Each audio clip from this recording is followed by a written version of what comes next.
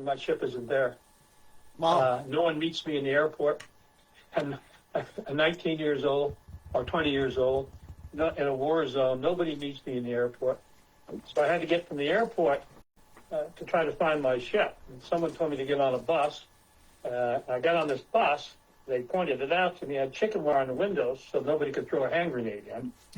And then, because the windows were open because of the heat, they drove me downtown, and they said, grab a cab. I grabbed the cab, and the guy, Vietnamese cab driver, spoke a little bit of French. Oh, I yeah. spoke a little high school French, so I managed to tell him I wanted to go to the port, to the ship along Saigon River. So he drove me to Saigon River, and we looked for my ship, and I don't know my ship isn't there. So we go up and down the river, and I guess we're diving for about an hour, and finally he goes north to the oil docks are, and there's a little village up there, and he goes in and he gets out of the car, and I said, oh my gosh. So I get out, and I pull a $20 greenback. I mean, they used military script in those days, and that was a lot of money. And I offered it to him.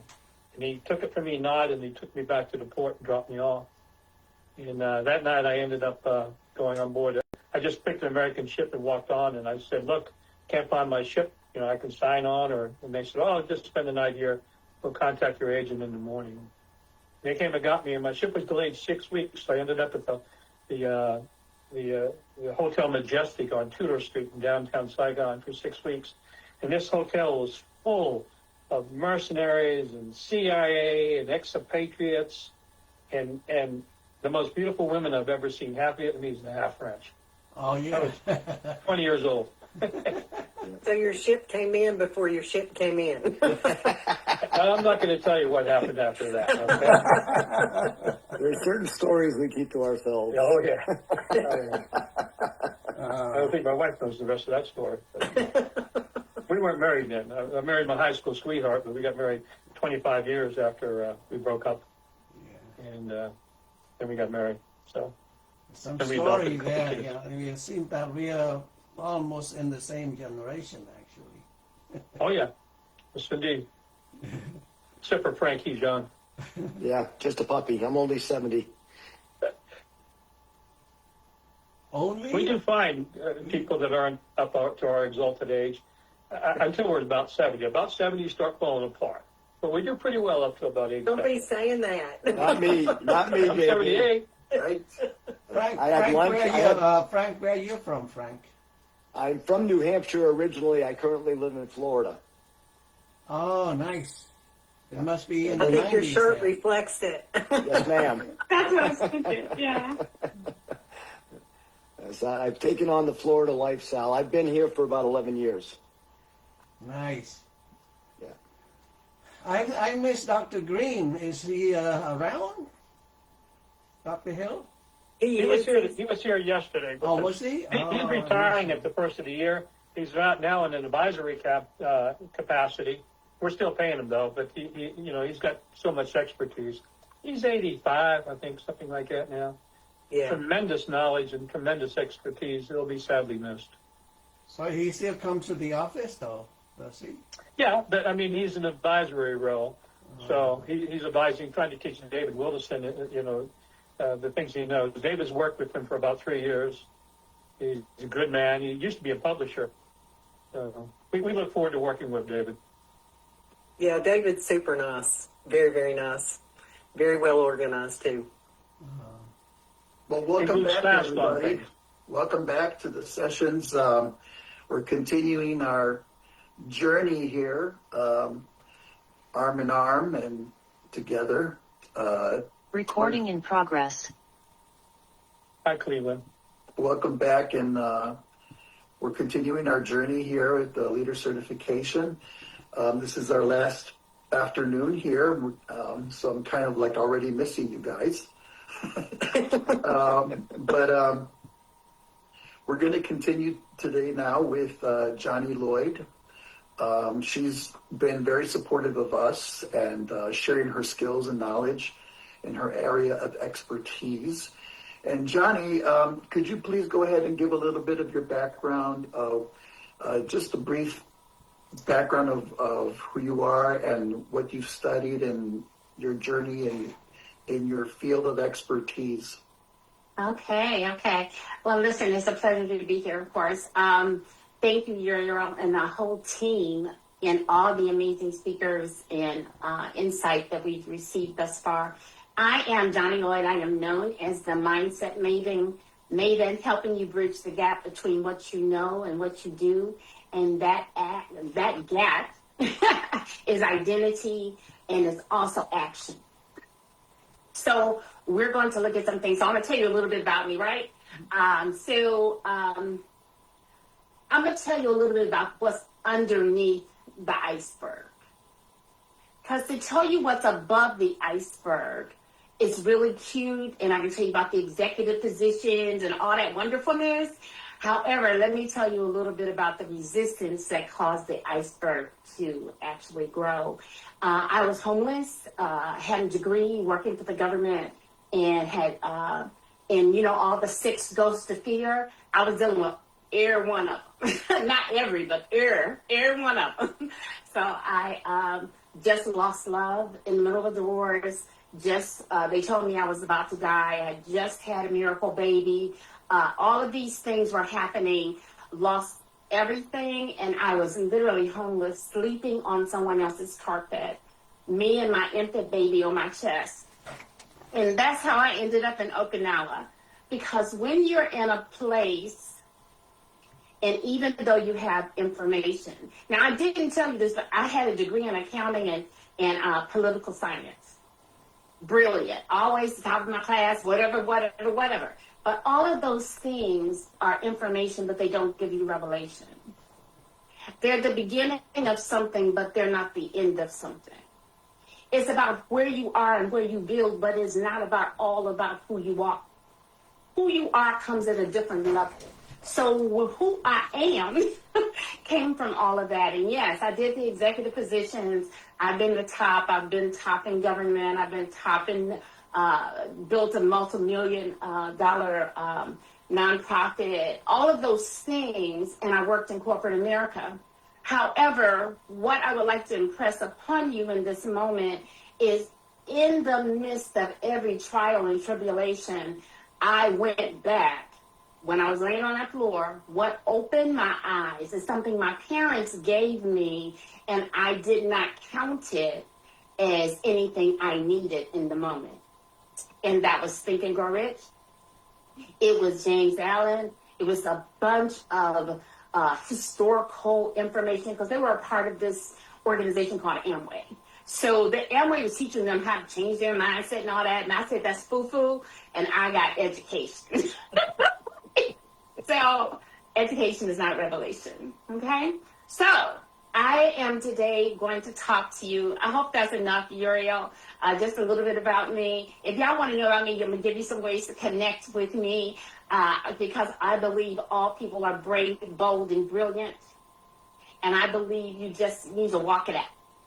So I'm going to give you some things to help you walk it out, okay? So it's going to be from a different perspective, and I do have a presentation, and then near the end, I'm going to give you this thing I've done. Sherry, okay, don't be distracted by what I just put in there.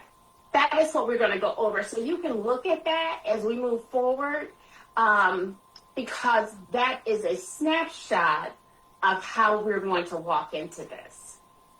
It's from a different perspective. So I'm going to share my screen. And, okay, so what we're going to do is I'm going to do it in presentation mode, because there we go. The presentation mode. So what we're going to be talking about today is the 16th gate. And I'm specifically saying that it's a gate. See, Napoleon Hill's Principle 16 is often described as budgeting time and money, and it is. However, today I want us to experience it a little bit deeper.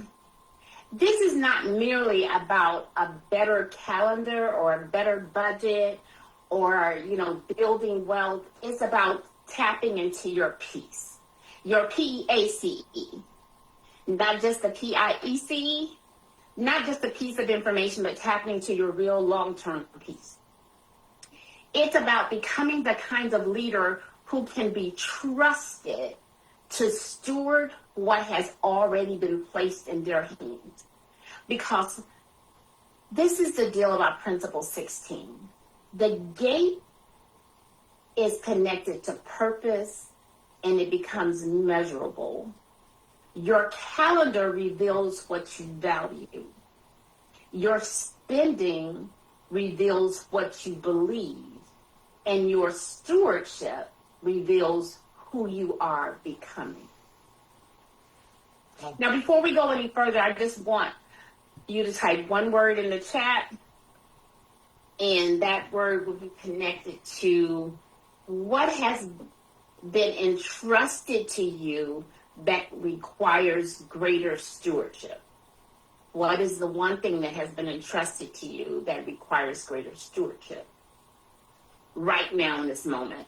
It can be time, it can be money, influence, opportunity, your voice. Just type one word. And then I'm going to talk about just for a second the power of the pause. Because when I asked the question, some people paused for a minute, and there's power in the pause. Earlier, the question was affirmations and all of those things. And what I tell people, because I teach this, because I'm a consultant and I'm a coach, and I'm a mindset coach helping you shift your mindset. So one of the things I tell people is the power of the pause helps you disengage from the amygdala and helps you do frontal cortex, right? When your brain comes to the front, it's thinking long term. When you're talking about that flight, fight mode, the amygdala, you're really just you're reacting. Okay, so that helps you take a moment to think about it so that before you go forward, you have gathered yourself and you're thinking from a different perspective. So let's go to the next slide. So we're going to talk about the cost of the drift. Yeah, we're going to talk about the cost of the drift. See, drift is connected to time, and drift can cause us to literally be our default mechanism, not because we're not successful, because you can be successful in drift. You can have money in drift. You can know your purpose, but still drift. Drifting is not dramatic all the time. It does not always look like failure. It sometimes drifting looks like being busy. Busyness can cause us to drift. Distractions can cause us to drift.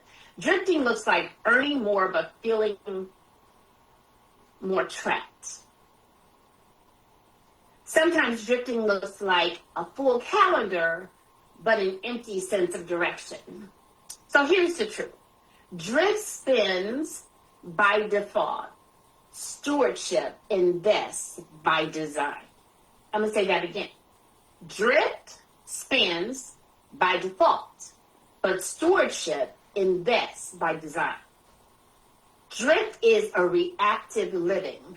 Drift is chronic busyness, financial leakage, all of those things. And what I want to do is take a second to pause and remind us of this, is that money is a tool, is not the rule. Just like AI, money is a tool to be utilized, but it's not the rule of our life. It's not to rule us. However, time you never get back. Once you spend or use time, you don't get that time back. And even in the Word of God, it says that it will redeem the time. It said it didn't say it's going to give you 26 hours. It's going to redeem the time, which means that you're going to do more in the shorter period of time.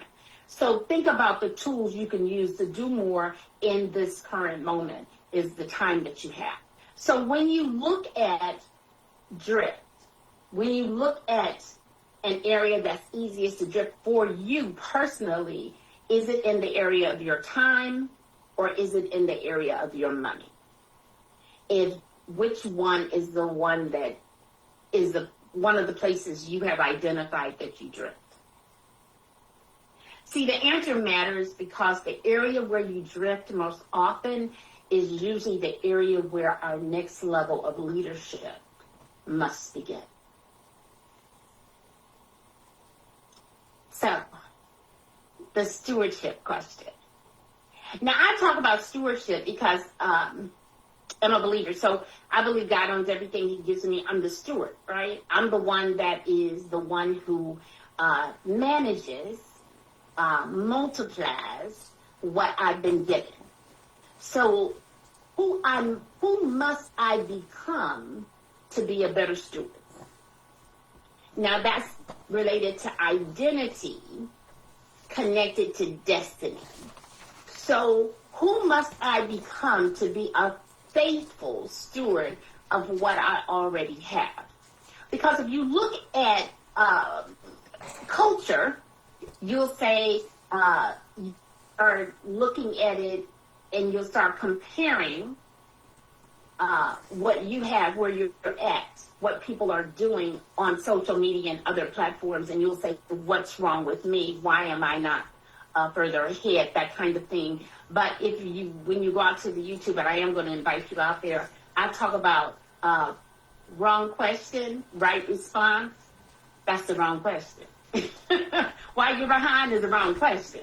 The right response is, what do I need to do in the next moment to move one step further ahead? That's the right response. That is the issue. Because what has happened is not. That can cause you to lag. What will happen is what you got control over. I'm just saying. So stewardship question is a central question in who we must become to faithfully steward what's placed in our hands, because sometimes we get distracted about what we don't have and we don't value what we do have. And what you have is your time, your talent, your treasure. You have your time. Notice I use time first because that is the most valuable thing you have. And then your treasure is the way you look at what you have in your hand and how you can multiply from where you are. So this is not about how to budget better. And I am an accountant and I have all those CPs and all that stuff. However, budgeting is just a matter of stewardship.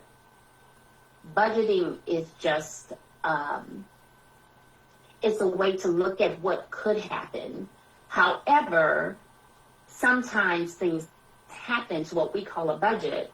And if we don't know who we are on, what can happen is we can allow some temporary setup to cause us to have a permanent setback. Mm-hmm. And you don't want to do that. So who you must become is so much more important, because who I am, who I must become to handle what I'm asking for, whether it be influence, opportunity, whatever, who I must become, because you don't want to ask for something you don't have the capacity to hold. Okay, so now the question that I asked is silent reflection this is for you. What answer would require a different calendar this week? Who you must become right now, whether is it connected to time, is it connected to money, influence, opportunity, or your legacy? When you answer that, then what needs to happen in your calendar to align with that? Because when our brain sees incongruent or inconsistency, what it does is it has friction. And that friction will cause our brain to look and say, you ain't gonna do that. Our brain likes alignment. Our brain likes safety. So when you do things that allow that to happen, our brain says, oh yeah, we can do that. That's why sometimes when people do affirmation, they said, I'm going to be a millionaire. Let's say that. And they said, and then your brain says, but you have 2 pennies in your pocket. So your brain said, that doesn't align. It doesn't align. That's not real.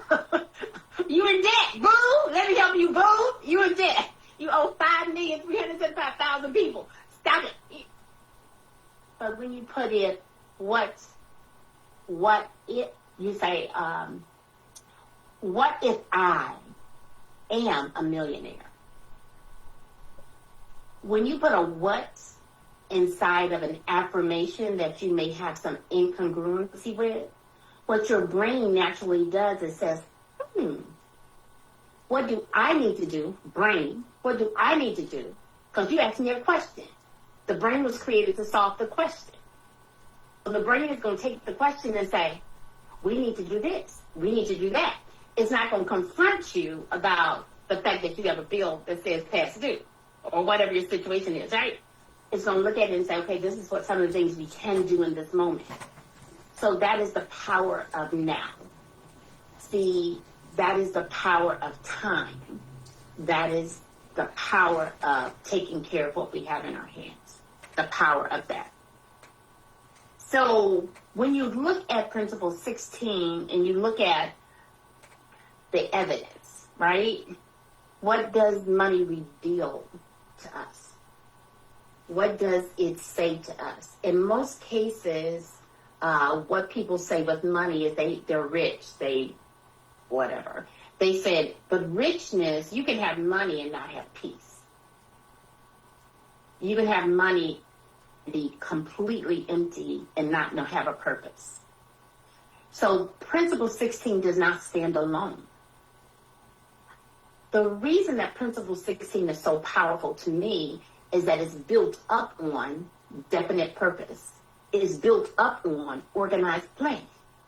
It's built up on, it's girded up with decision, self-discipline, all the things we talked about already, persistence, and it's connected to the mastermind.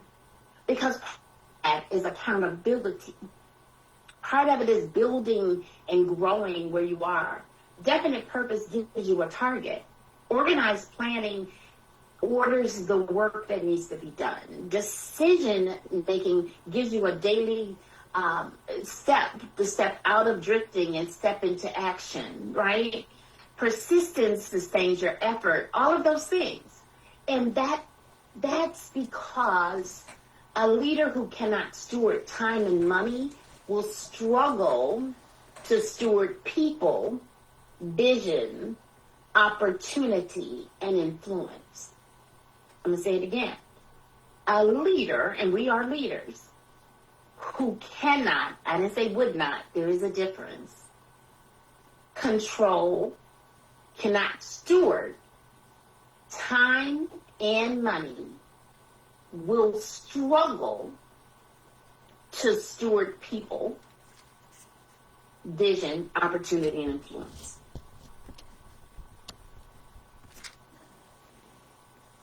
So let's get to some of the meat. Because I say, if I'm going to do this, and we're going to talk about this, then I need to provide you a chain that one thing is connected to the other. Everything doesn't have to be in perfect alignment because most people are waiting for perfection and they won't step out in faith. And faith is one of the principles, right? Faith is the substance of things hoped for, the evidence of things not seen. If you can see it, touch it, and feel it, kind of don't need faith for it. You can. It's in the real world, right? So when you're stepping in who you're becoming, it's not the perfection of knowing it all. It's the thought of taking a pause and stepping in what you know. When people say, well, I don't know my purpose, but you're breathing today. What can you do today to align with what you do know? It gives you direction, right? It's like GPS. Somebody mentioned that. So this is what I say. I said, it's not, it's GPS, it's a global positioning system. I said GPS is actually God purpose system. For me, what is the purpose of me breathing today? What am I? What can I accomplish today? So in my moment of gratitude, when I start my day off with gratitude, and my time that I spend with myself, and my quiet moments, then I say, these are the top 3 things I'm going to do today. And once I get those top 3 things, not 50, top 3, then I look at the time and I allocate it accordingly. And then money reveals what you really value. No matter what you say with your mouth, where you put your money at, if I can look at your check account, your debit card, or whatever, I can tell you what you value. I can tell you what's going on in your life. I can tell you. I got it. Like, I'm telling you, I can tell you. I can look at your checkbook or whatever form of however you spending money, however you release funds. I can tell you what you value based on that. And I can do the same thing with your time. If you value your physical body, if you value that, set aside some time to refresh, to renew. I mean, I'm stepping ahead of myself because what we're going to talk about next.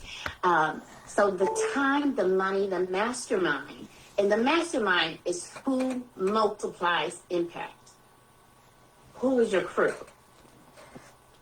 And then legacy. One of the things I always love that Don says is he says he lives and leaves a legacy. He lives every day of his life. Every day I've ever known him. He lives a legacy. And he also leaves a legacy. So that is the key with this. So every financial outcome is a downstream from what consistently governs your decisions. So your reflection question, as you can see, is where's the chain strongest? Which one of these are your strongest link, your strongest chain? And where's the weakest? So I'm going to tell you that if you look at the strongest, sometimes you can look at the strongest chain and say, well, I need to go to my weakest chain. But as a leader and one who used to work, who have 52 people working for her, I would look at other people and say, look, that ain't your strong part, sweetie. That is not your area of genius. So let's get you some help to come in and help you with that so that you're not spending 10 hours on what somebody else can do in one. So what is your strongest area of expertise, of value that you add, of things? Know your weak link. There's nothing wrong with knowing it. And then seeing how you can cover it, but don't take all your energy from where you're strong and put it on what you're weak on. And any questions and stuff, y'all can wear me out at the end. I see. So the other thing that I want, because it would be, it would not be the way I work for me to give you all this and not give you a strategy to move forward. So let's do the 24-hour stewardship test. And this is for you. So which area is most under stewarded in your life? Is it your renew area where it has rest, reflection, and where you are restored? I'm not talking about your family. I'm not talking about all the other people. I'm talking about where you are restored. Is it productivity time where you work, serve, and execute? Is that the area that is most under stewarded? Or is it the investment time? And just by y'all being here, I know that y'all are strong, that you've invested in yourself and you're investing in what's next. And it's bigger than just investment. It's then taking that and sharing it with other people. Because when you learn something at the level where you can teach it, it's a whole nother level. It's a whole nother stratosphere of building it. Because what you have learned, are learning at a higher level to teach it to other people. And that's what makes the difference, okay? So time is not found. Time is assigned. You know that I need to find 2 hours. No, you can't find 2 hours. 2 hours is not lost. It is not. Time is not lost. You may lose it because you're not doing certain things with it. And I'm not telling you to have every hour of your day synchronized on some calendar. However, the first part of my day, I give myself 10% of my day. I tithe a 10th to me. Now, I do the same with my money, by the way, too. But this is not the time for me to explain how I do my money, I don't think. Not this point. But I tithe 10% of my time to me. Then I produce, and I'm very strategic about it. And I do have some drifting, because I am a little connected to mafia dramas and stuff like that. I have some issues that we need to pray about later, but this is not the time. I'm just saying. I do have issues. I don't want y'all to think I'm perfect. She is not. So, however, when you find yourself drifting and you're drifting too far, or something's happening and you're not getting the things accomplished, then know that you have the power to empower yourself to shift wherever you need to be to cause things to happen. Okay? So let's go to, let me go back for just a sec. So this is in 8-hour increments, the way that I have established this. It doesn't have to be like this in your life, but sleep and rest is important when it comes to brain health, when it comes to physical health, all of those things. Where you produce, strategically producing things is critical in your life because it teaches your brain that you can accomplish things. And when you're rewiring your brain, production really matters because those habits that you're building makes a difference, right? And then investing, this is the same thing with money. Investing is to learn to create, connect, to multiply. Okay. So let's go to the flexible stewardship framework. So this is information to help us steward better. So stewardship is a guide, not a standard of judgment. A lot of us, or maybe I say me because I don't know you like that, I can be very judgmental, and I have to work on that because most people that judge others judge themselves. They take and they are very hard on themselves. So let's talk about money with wisdom and grace. This framework that I'm providing is not a standard of judgment. It's just a stewardship guide. Start where you are. Use what you have and do what you can. And so this is a pause moment. You know, when people say, how do I have balance? They say work-life balance. It's a lie. Work-life balance is a lie. It's a lie from the pit of hell. Can I tell you why? Because somebody here back saying, it's true. I've been studying. I studied it. They made me live it. They caused me to be honest. As soon as something happens, balance is like this, but as soon as one thing happens, you do this. So what I tell people is do intentional balance. There are some balls, if you look at being a juggler, there are some balls you really not good to drop because they're glass. There's some balls in our life that are bouncy.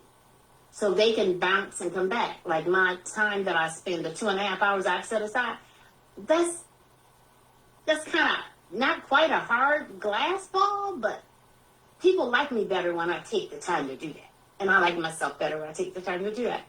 However, if something comes up and I need to fly during those 2.5 hours, I don't say I can't fly. See what I'm saying? So I build my life on intentional balance, but it's not like this now. It's like when you have someone sick in your house, when you have a major exam to do. You see where I'm going? And then you realize you're out, so you say, okay, I need to bring things back in because now they're well, or whatever. So you kind of align back. But every time something happens on either side, it can cause your money to be a little imbalanced because you need to redirect funds, or it can cause your time to be where you have to redirect your time. However, redirection is not a permanent. It should be temporary, and then you realign to what feeds you and what's in alignment to your life. Not perfect alignment, but intentional alignment. So when you look at this, some people cannot deal with percentages or anything like that. So look at obligations need to be managed. Expansion is where you invest. Contribution, I do give 10%.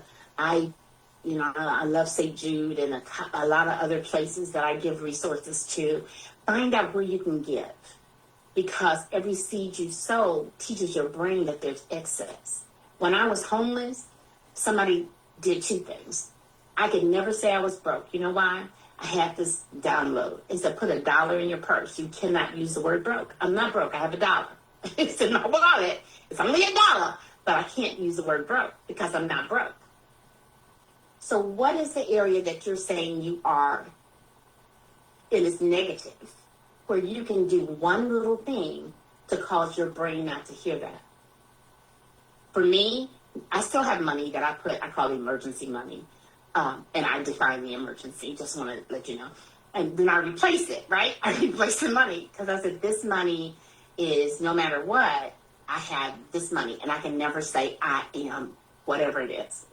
Because things in life can cause you to trigger back and you want to be careful with that, okay? So money is merely counted. And you command it based on purpose. Money is like AI, artificial intelligence, and I call it authentic interaction, AI. AI, artificial intelligence, is merely a tool. Don't use it as your rule. Same thing with money. Money is a tool. Don't use something that defines you. And if you don't have it available to you, you think you're less than. Okay? Almost there. Okay, 7-day decision. The mastermind multiplier. All I want you to do is look at accountability protects good intentions. Look at, in the chat, you can put down who keeps your stewardship accountable. Remember I talked about the mastermind. So is it a mentor? Is it a mastermind? Who helps you steward better? And if you don't have anybody that helps you steward better, consider that. That doesn't mean that you tell them all your financial business. It just helps you help yourself move forward. How do you hold yourself accountable? Okay? Then the next one is, I think I've been back. Let me go back. Oh, yeah. So this is a 7-day decision. Transformation begins with one disciplined decision. How many? One. Not 50, not 55, not 5. One. Transformation begins with one disciplined decision. So, do you want to protect an hour? Do you want to review what pattern? Because patterns are connected to decisions. And patterns are the way our brain works. It works on patterns.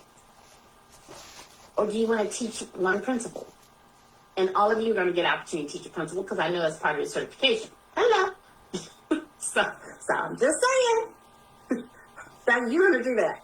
So it's part of it. Do not leave with inspiration.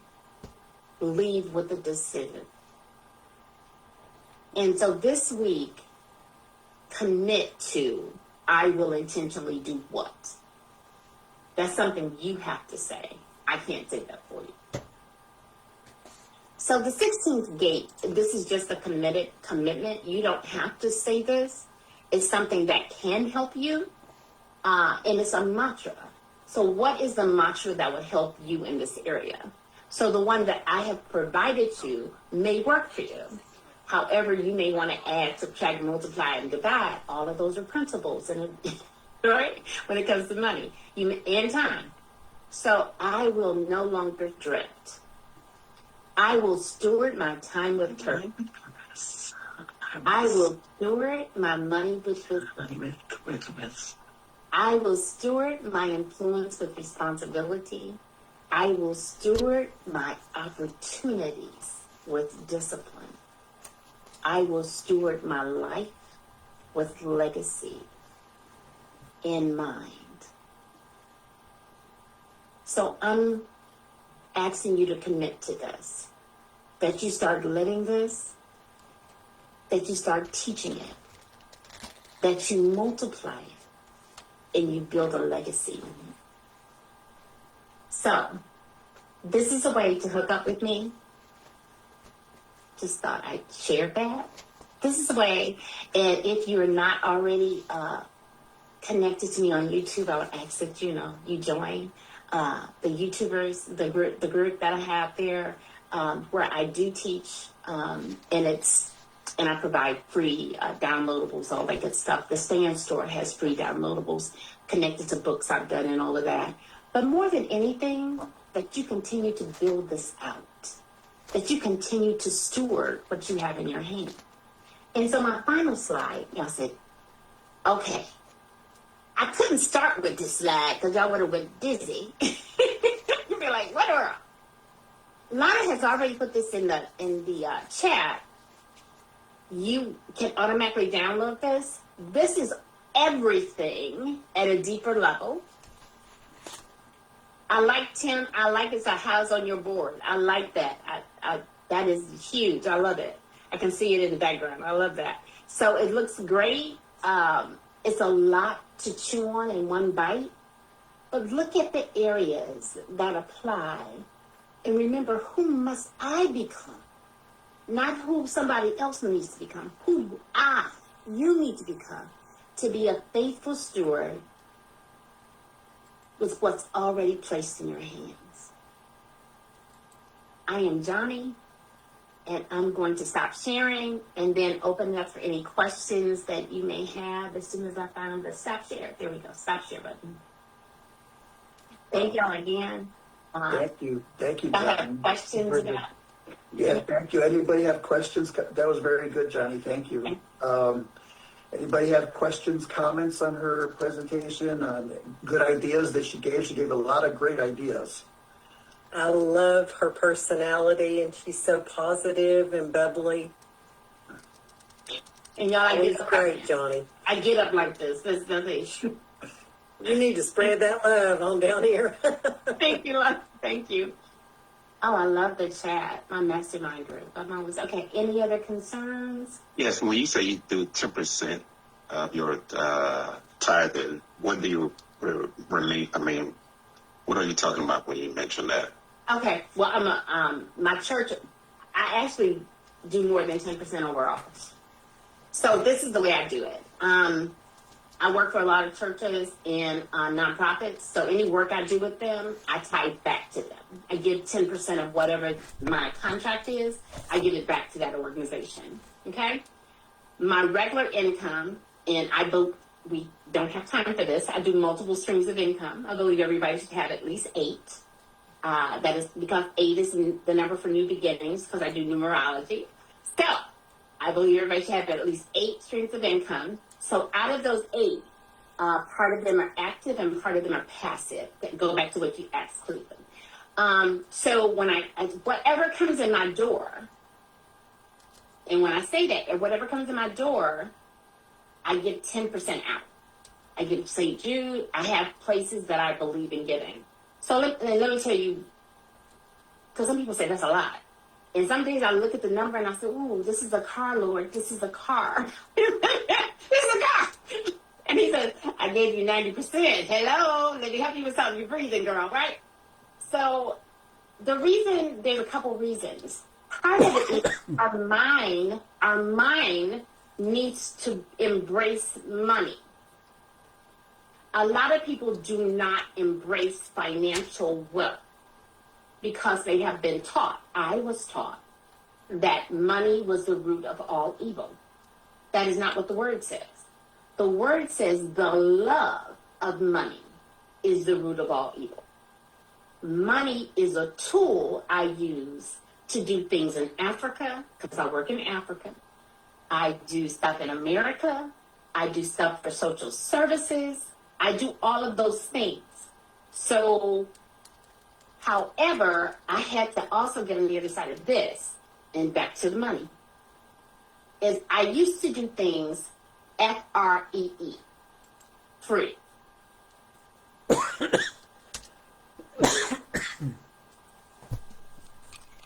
Okay. Do I need to go any deeper? Now I do it F-E-E, fee. Fee. Now, everything is not fee-based, but even when I work with the organization, I said, this is my regular fee. I'm going to discount you. Because, see, I don't want you to take it and say, oh, Johnny, I only pay Johnny, da-da-da. No, you paid Johnny the whole amount and he gave you a discount. That's what you did. My fee is my fee. But do I do things for free still? I still have organizations I work with. I work with kids that are coming through, that are aging out of foster care. I build programs for different organizations because in order for me, and we didn't talk about this, I retired. I retired several times, but I retired from this company. I had the best job I ever had, making the most money I ever made. Every time I think about it.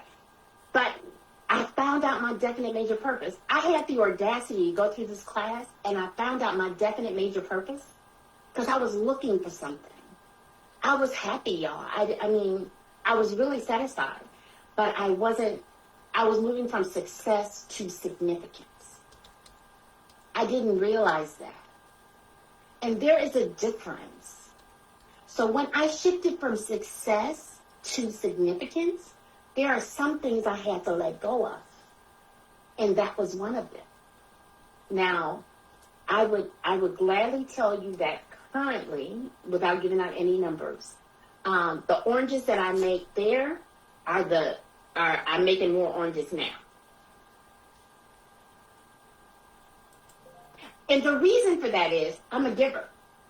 So when people say, Johnny, what would you do with $1 million? I already got a plan. People say, how would you make $1 billion? I got a plan. My plan is the same. You know why? I use percentages. 10% is 10%, whether it's over $1 million or $1. It's a dime. It's a dollar. It's a dime out of every dollar. Doesn't matter how many dollars it is. Well, Johnny, I really love that. That's really awesome because, it's like, well, I want $1 million. What are you going to do with $1 million? What's the purpose of the $1 million? That's very good. So you have to know what you're going to do with the money when you get it. So if you don't know what you're going to do with the money, it's not going to come to you. It's not. It's not going to come to you. So very good point. Very, very great revelation. And if it does, it will burden you. Remember what I said? Who do you need to become? Yes. So you find your purpose, and y'all are already walking this out. You find your purpose, and then you just multiply. I have a plan. And I like what you said about that specific thing is you don't become someone you can't hold. Can't. I thought that was very, very powerful too. Okay. Excellent. And I think there are just a couple of questions. Yeah, anyone else with their hand up? And also, Johnny, before you get completely done, if you could reshare the links you had at the end of your presentation, that would be like super helpful. Cool. Thank you. You can also email them to me and I can email them to everyone. Cool. I can do both. Yeah. So go ahead, Jamie, if you want to go ahead and ask. A couple of things. So, Johnny, thank you so much for this presentation. It touches on a lot of things that are concerning me right now. And I love the way you said, what is in your hands? What has been put in your hands right now? It really makes it easier to define the purpose because I guess even though I know what's in my hands and I know my purpose, I feel like I still have to keep looking for more, and maybe I don't need to look beyond because it's quite a lot of pressure to do that. Amy, if I can comment right there, if you don't mind. Yeah. Your purpose is looking for you, is unveiled, is revealed as we move forward. You see what I'm saying? As you continue to move forward, more and more of your purpose will show up. It keeps changing, but that's okay. It will show up. It will show up. Well, different things keep showing up.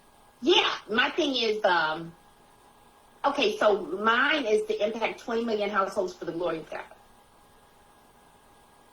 When he gave me that, I said, I can make $20 million. I know how to do that. But don't tell me about people. That was my thing, right? So he showed me in one day how I could impact 20 million households. I ended up being on the Word Network, and their count was what? 20 million. He said, so don't tell me what you can't do. My thing is take the time to hear and just walk it out in faith. Because it's connected to everything you've done. All of the things that you're doing, all the things you're saying is changing, is connected. So I just wanted to pause right there and just say that. Go ahead with your other statement. Thank you for saying that, because when you were talking about allocating the time to yourself, the time to productivity, and I forgot what it was, the renew, produce, and invest. And you're talking about time. Mm-hmm. I have to delve into this. It's never enough. You said, I feel like it's never enough time in the day, and money leaks, and then it comes back. I don't know. It's like a sea of chaos in a way, while still having a rational path, and it's a little confusing about how to allocate all these things. Anyway, I tried to sign up for your newsletter, hoping this may also help me, but I don't know if it worked or not, because... That's okay. I will resend everything Johnny is sending, so I will resend to your email. Is there an email address for Johnny for you? Johnny at JohnnyLoyd.com. Yeah. Johnny at what? I'll put it in the chat. Go ahead. Oh, thank you. I know we're on a time limit. Uriel's being kind. Thank you. Yeah, and so LaTanya, if you have a question or a comment. Yeah. I'm gonna be real quick. First of all, Johnny, wonderful, and I got my book Identity because that is one thing I know.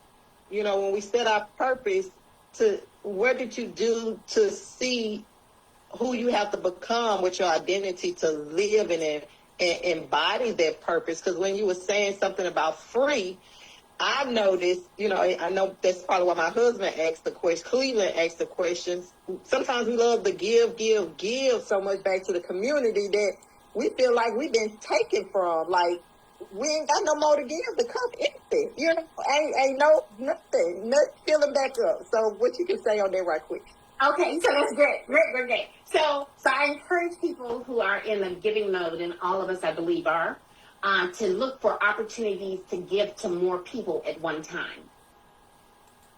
So, and this is the other thing, it's called, let people be responsible for their own transformation, but give them revelation, give them information, and let them be responsible. And this is the way I teach it. I'm a spotlight. I provide you a flashlight. I am a spotlight. I provide you a flashlight. I do things that are at no cost to them. I do, masterminds, things like, I do little things, right? My YouTube channel is FREE. You get a lot of information and a lot of my comedy on YouTube. If you follow me on YouTube, you will have fun, right? However, let them be responsible for that part of it. And if you're dealing with organizations, give them an opportunity to sow back into you by having things at the end where the people can stay connected. Does that make sense? Where they can stay connected to you, because then they get a chance to invest in you. One of the reasons I learned to give away even when I was homeless is because it makes your mind, people don't give unless they have excess. Your mind says, but wait a minute, why are you giving? I got more than enough. But your eyes are saying no, but my eyes are in my brain. My eyes are not here. Right? So that character, that thought, I switch it up by saying, no, I have more than enough. So I have more than enough, so I give it out. So it's a mindset, too. A lot of people end up being free because they don't see the value of what they offer. Y'all see my eye twitch? Yeah, very good. Very good, Johnny. So you have to see the value in it, and then people will come to you.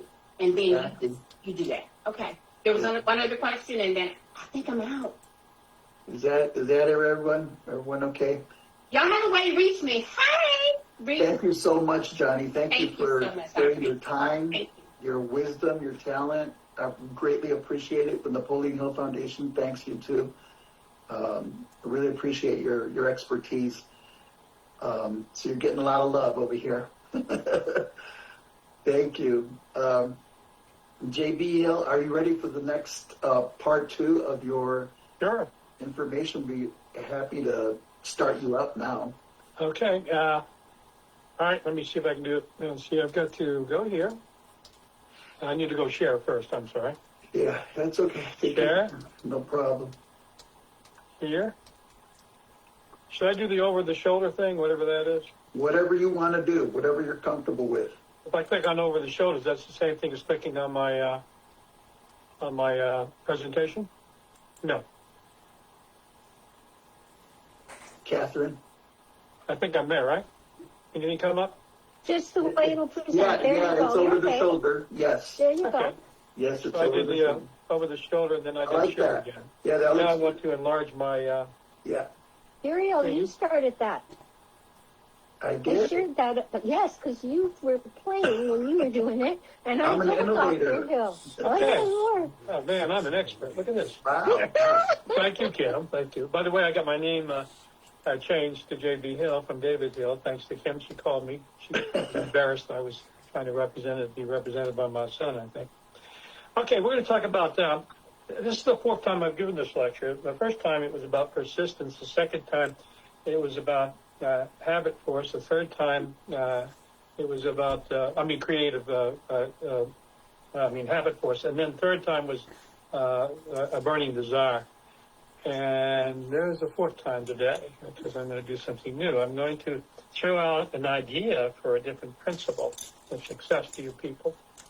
And you'll see why I wanted to do the lecture on neuroplasticity when you see how I approach this particular principle, so how I approach persistence. Okay, so I'll start. By the way, everyone does a great job. Cleveland, LaTanya, it's nice to see you guys here. I see LaTanya all over the internet. You dress well when you dress up for those photos. You really do. Cleveland, good to see you too. Good to see you too. Thank you. All right, persistence. President Coolidge once wrote the slogan, "Press on," has solved and will solve the problems of the human race. My Lord, that's a heck of a statement to say. President Coolidge, of course, ran against John W. Davis, who was a Democrat, and he won. John W. Davis was my grandmother's first cousin, so I guess I was related to a Democrat running for the presidency a couple times removed. But anyway, President Coolidge. But he went on to write that nothing in the world can take the place of persistence.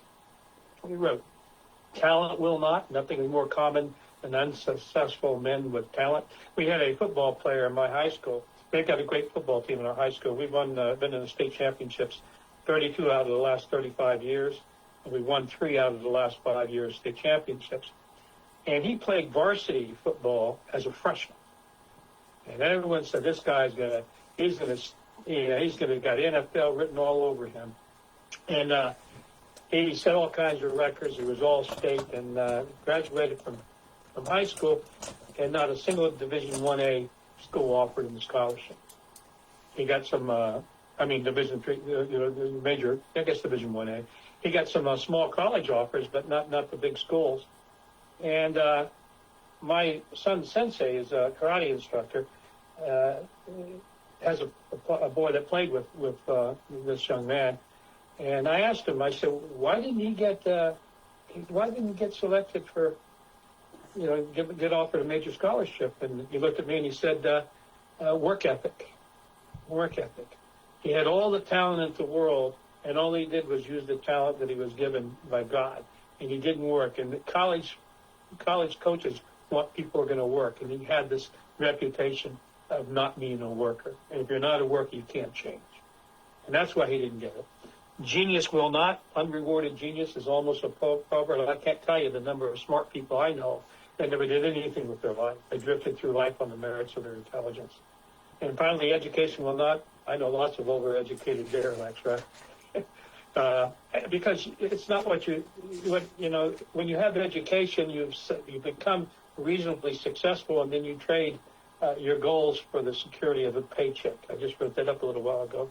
And that's true. And education traps people.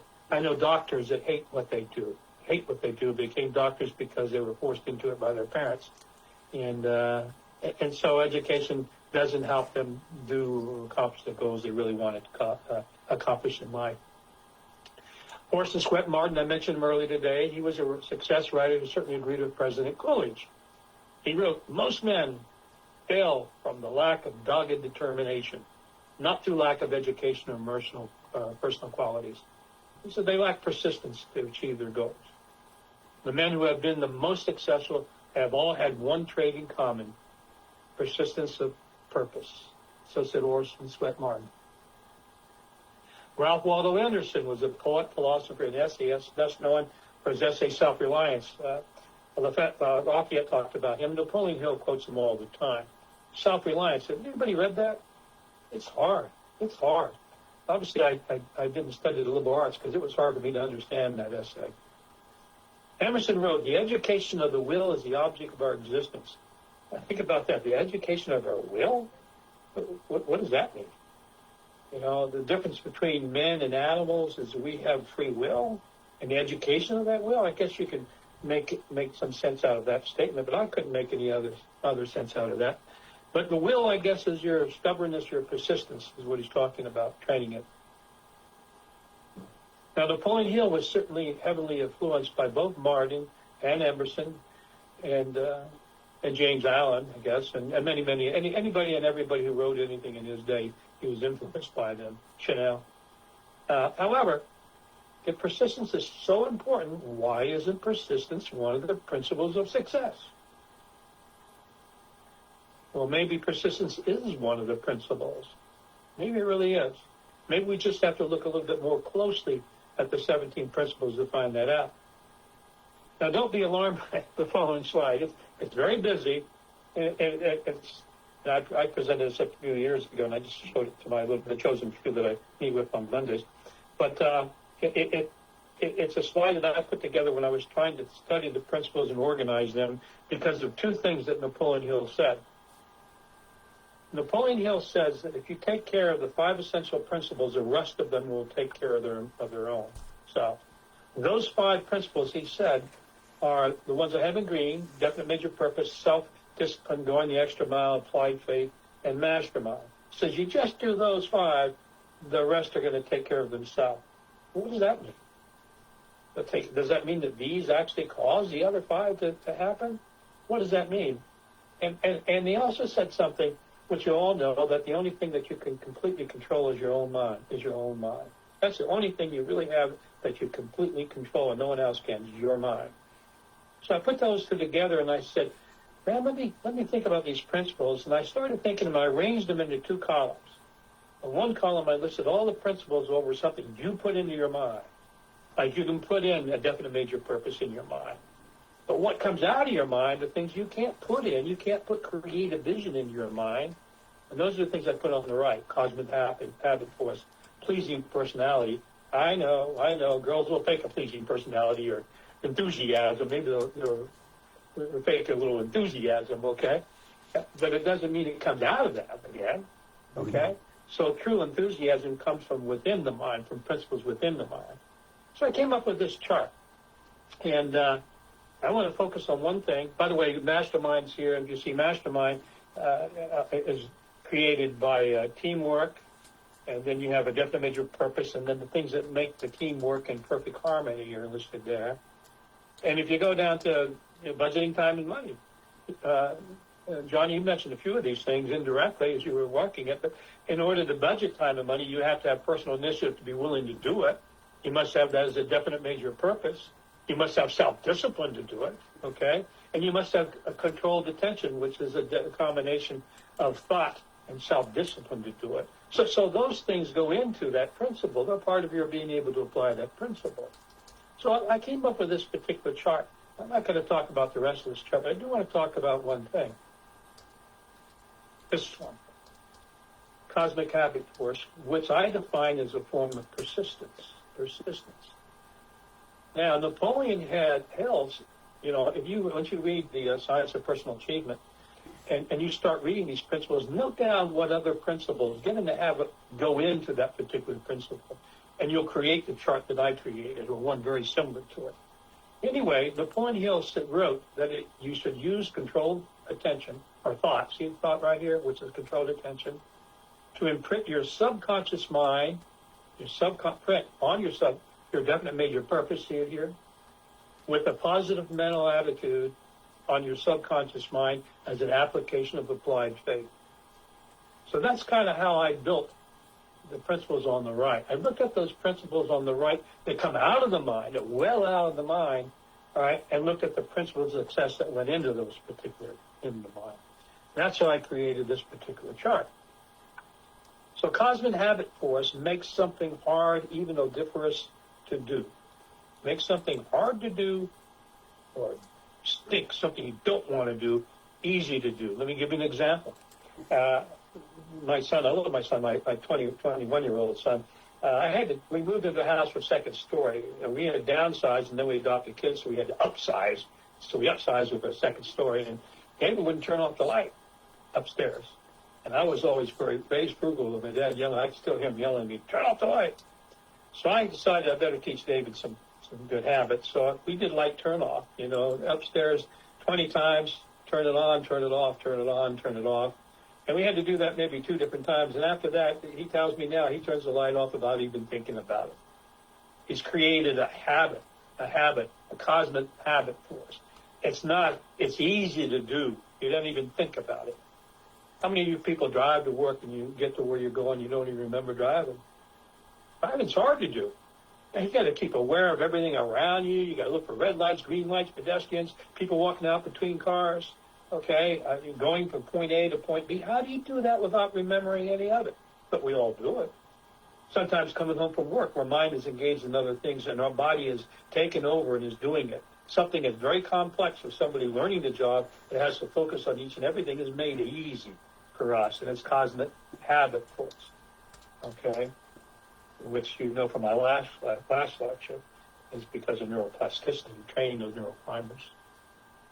Exercise. I remember in Okinawa, I was training up to run a Honolulu Marathon, and I get up at 4:30 in the morning because it's too hot in the day to run later.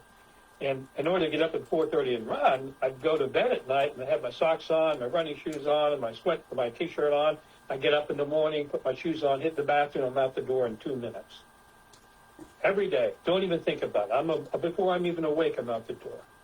One day I was running along the beach on the eastern side of the island on the base on Kaneohe Way, and the sun's coming up, all the mountains, the top of them is getting gold from the morning sunrise to my right, and the birds are singing and the surf's pounding, and I'm running along the asphalt, and I'm kind of in a rhythm, and I look down, and oh my gosh, I didn't put on my running shorts. I'm in my white jockey underwear. And didn't know it, made a beeline back to the base. But the whole point of that story is the running exercise itself was a habit that was hard to do when I first started it. Oh, God, give me a cup of coffee. It became easy. My wife and I, she comes downstairs. We walk every day for a fasting walk. It's a 40-minute walk. She comes down, I put my shoes on, and we're out the door. It's an automatic. It's a habit.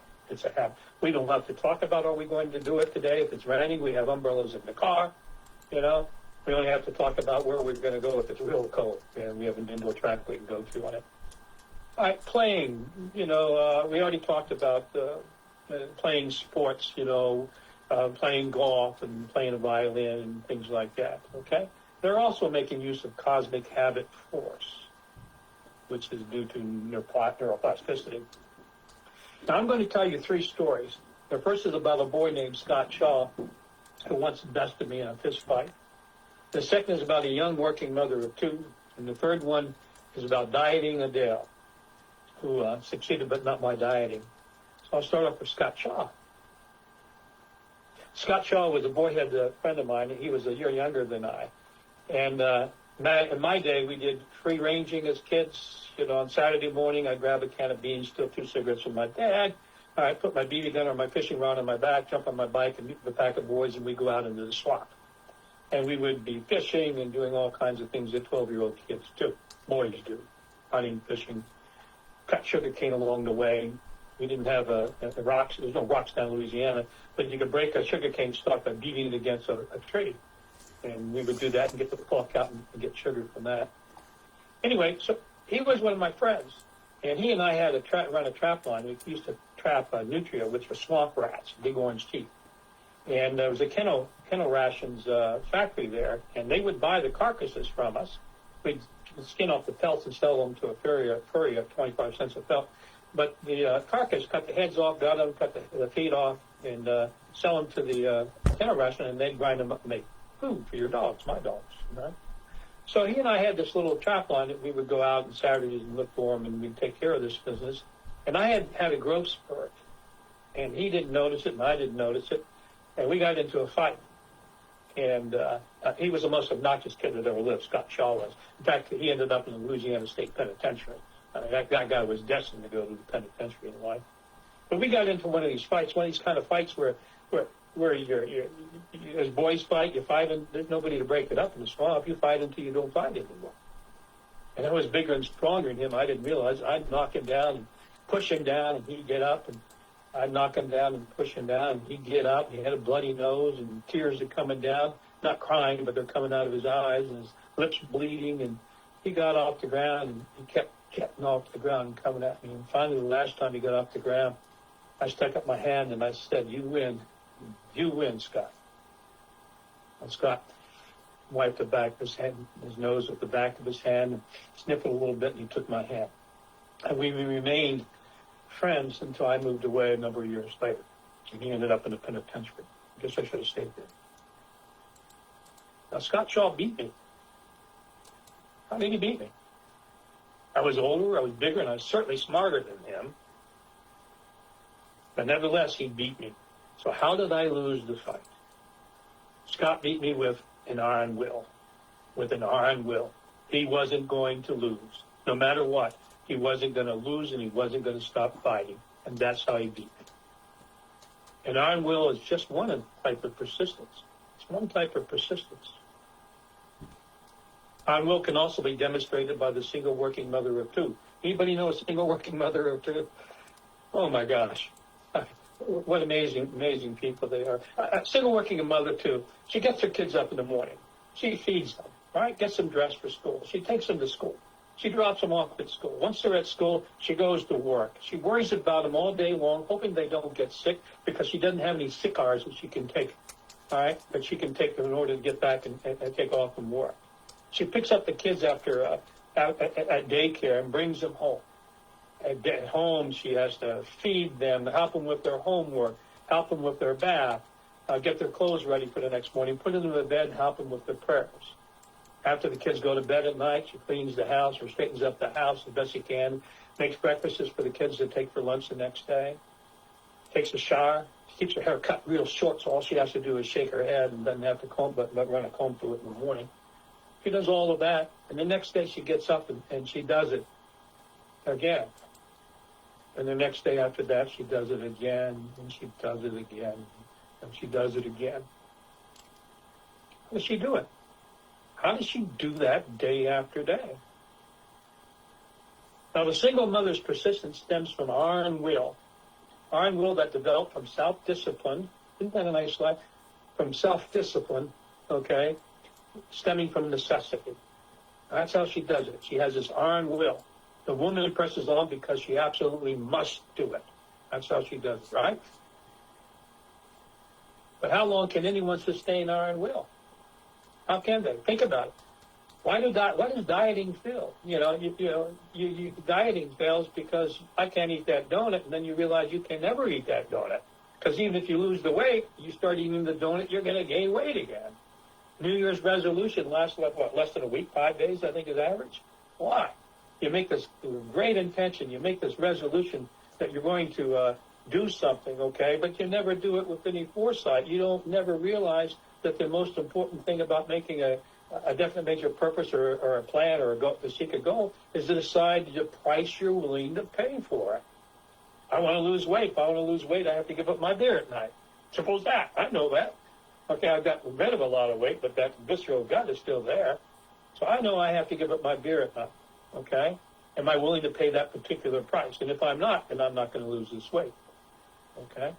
But anyway, New Year's resolutions generally fail because when you realize you've got to give up the beer, you got to give up for the beer forever. and you're not necessarily wanting to do it forever. All right? You have to change your lifestyle.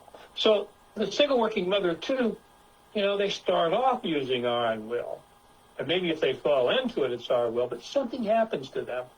Something happens to them where maybe their definite major purpose changes in life. Instead of being egocentric, it becomes parental-centric. They just start defining themselves by being a good mother.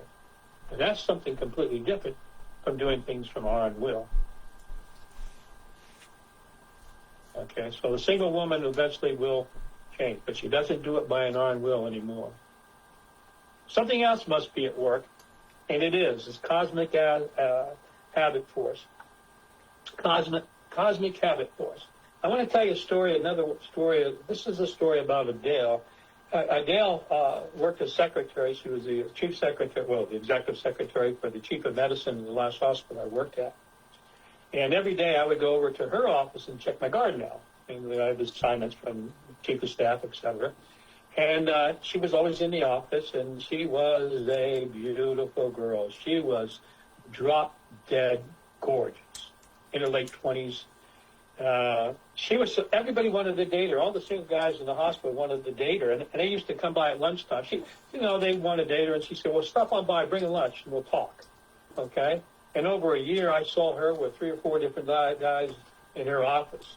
And I got to know her pretty well because I was able to ask her this question. But I said, why do you have lunch with these guys in your office?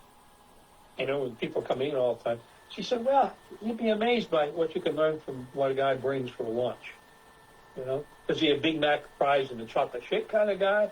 Or is he the kind of guy that brings a piece of fruit, makes a sandwich at home? All right, that kind of guy. She said, you could tell a lot. And she says also, it was one of those, I wasn't committed to anything, he wasn't committed to anything, we're just getting to know each other, And they knew up front there was no guarantee anything. She eventually met one of those guys and married him. But that's not the story of Adele. The story of Adele was he weighed 150 pounds in middle school.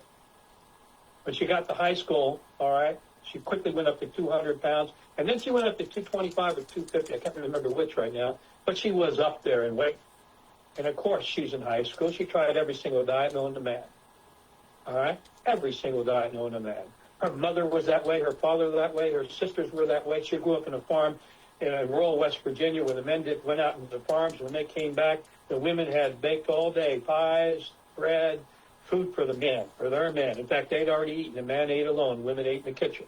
And that's what she was brought up. And she noticed something about them. After she had given up on dieting, weight had gone up by the time she graduated from high school, she noticed that everyone in her family was sick, got sick, and died young. They had hypertension, they developed diabetes, now in addition to being obese, and they could hardly move. The arthritis came in and eroded the bones in her knees. She noticed that.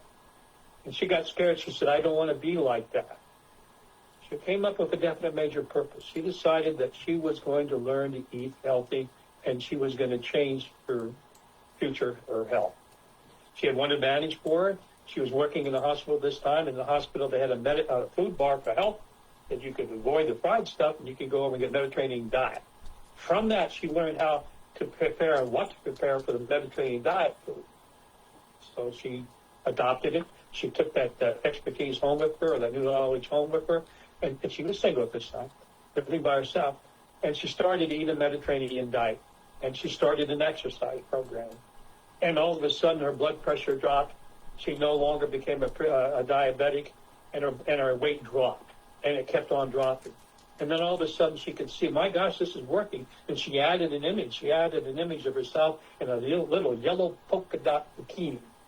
Took her a while to chair this. I mean, she bought a yellow polka dot bikini, put it in the shadow box, and right in front of her desk, right here, okay, the door's over here, there's a file cabinet, and she hung it on that cabinet.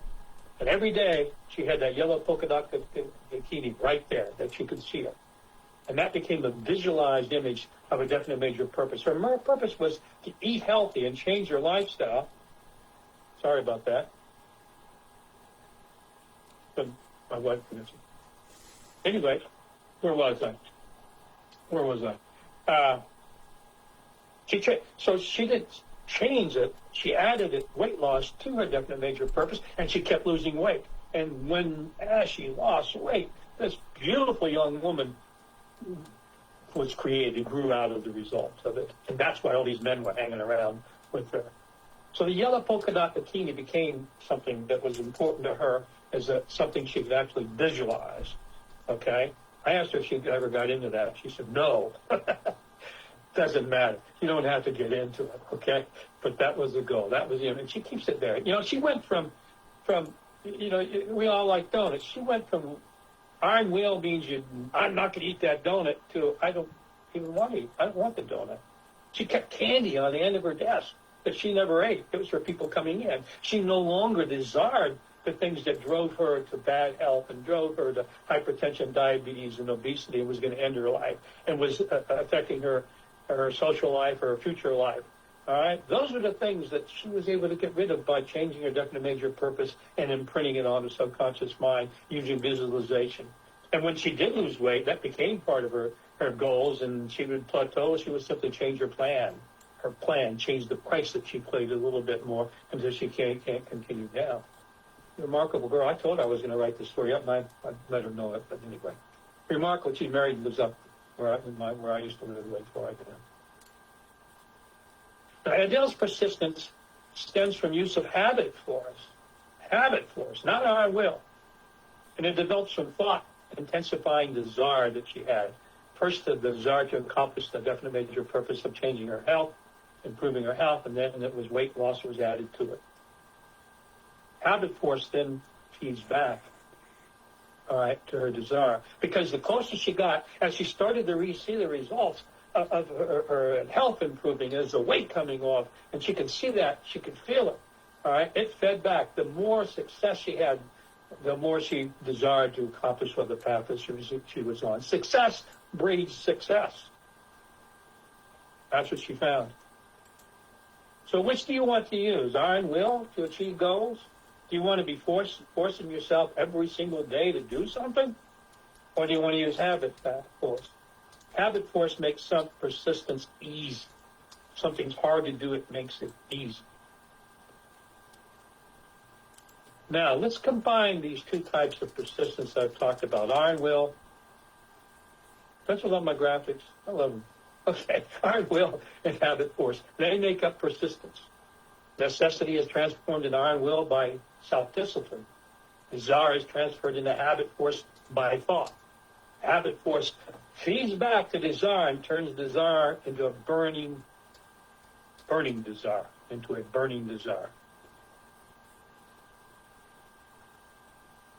Now, something interesting, when I drew that chart, I like to do everything graphics. I'm kind of an engineer math guy. When I drew that chart, I started thinking about that, and I said, oh, my gosh, self-discipline in thought.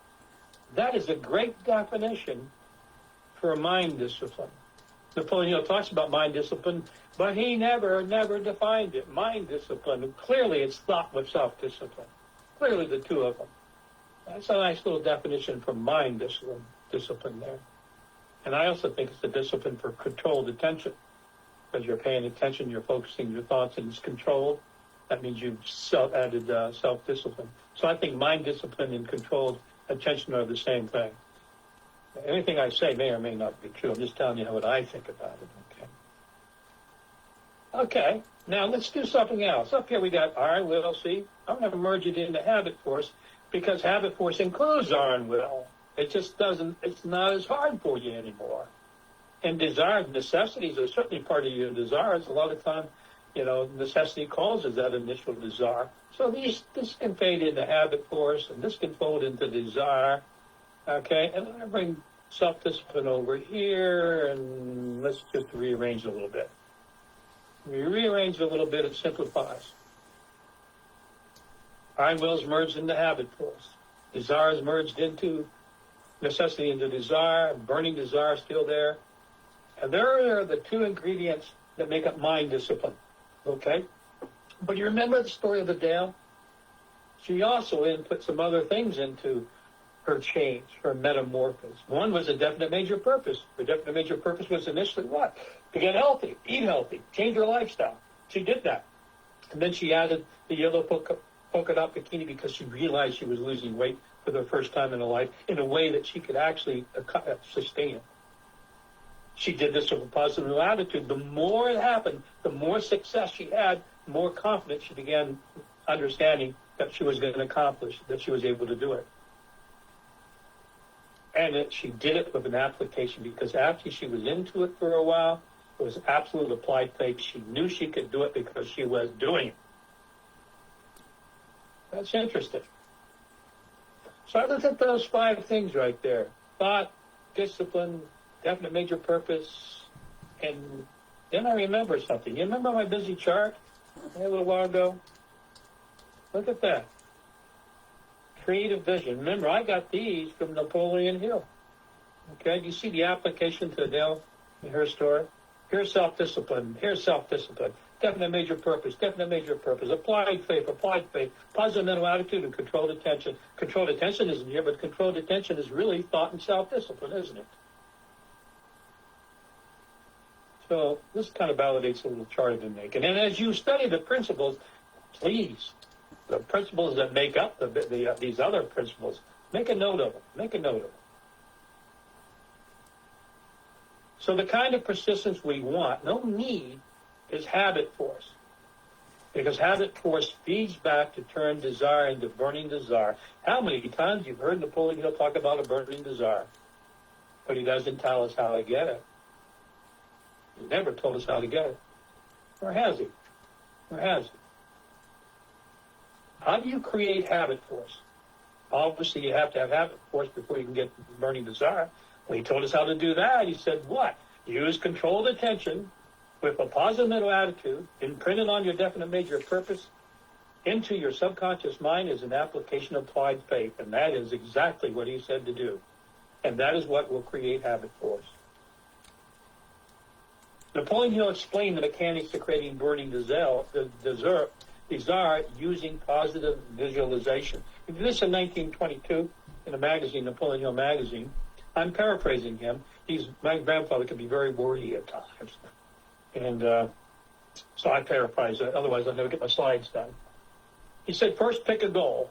Do away with all skepticism and doubt about achieving it. Allow no doubt to creep into your mind. So you get a major purpose. You pick it. You don't allow any skepticism. That's applied faith when you start executing toward it. Write your goal down on paper and make a contract with yourself to read it. What are you doing when you write? You're adding the muscles to your bundles. You're adding intellectual, being able to write into the bundles. Concentrated on it for 10 minutes. You're thinking about what you want to do twice daily, rising in the morning before you rise in the morning, before you go to bed at night. And he said, then look ahead 5, 10, or 15 years. This is where visualization comes in. And you think about after you accomplish your goal. See yourself wealthy, if that is your goal. Okay? He uses wealth because, post-depression years. But this whole philosophy is applicable to anything in life. I changed my life twice by applying it. Picture the happy faces on your family. A mother, maybe, that you're able to help. See yourself with a nest egg that frees you from the fear of poverty. Picture driving a nice car that you can actually afford and living in a cozy house that you own. Visualize yourself as a respected person of influence and working as a job you enjoy where you have no fear of losing. I retired from the Marine Corps and I did 2 years of prerequisites, and then I went to medical school, and medical school was hard. I wanted to quit. Believe me, I wanted to quit. One time I thought I had a brain tumor, and I was relieved because nobody can expect me to finish medical school if I have a brain tumor. That's what I thought. And I felt this tremendous weight off my shoulders because I might have had a brain tumor. All right? But you know what kept me going during that time? 2 things. One is sexual transmutation, and I don't mean sex, I mean love.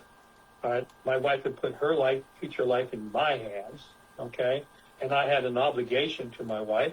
And the second thing that kept me going was the visualization that I had during those 2 years, or the year after, before I got out of the Marine Corps, and 2 years of prerequisites in my first year of medical school. I visualized myself as Marcus Welby.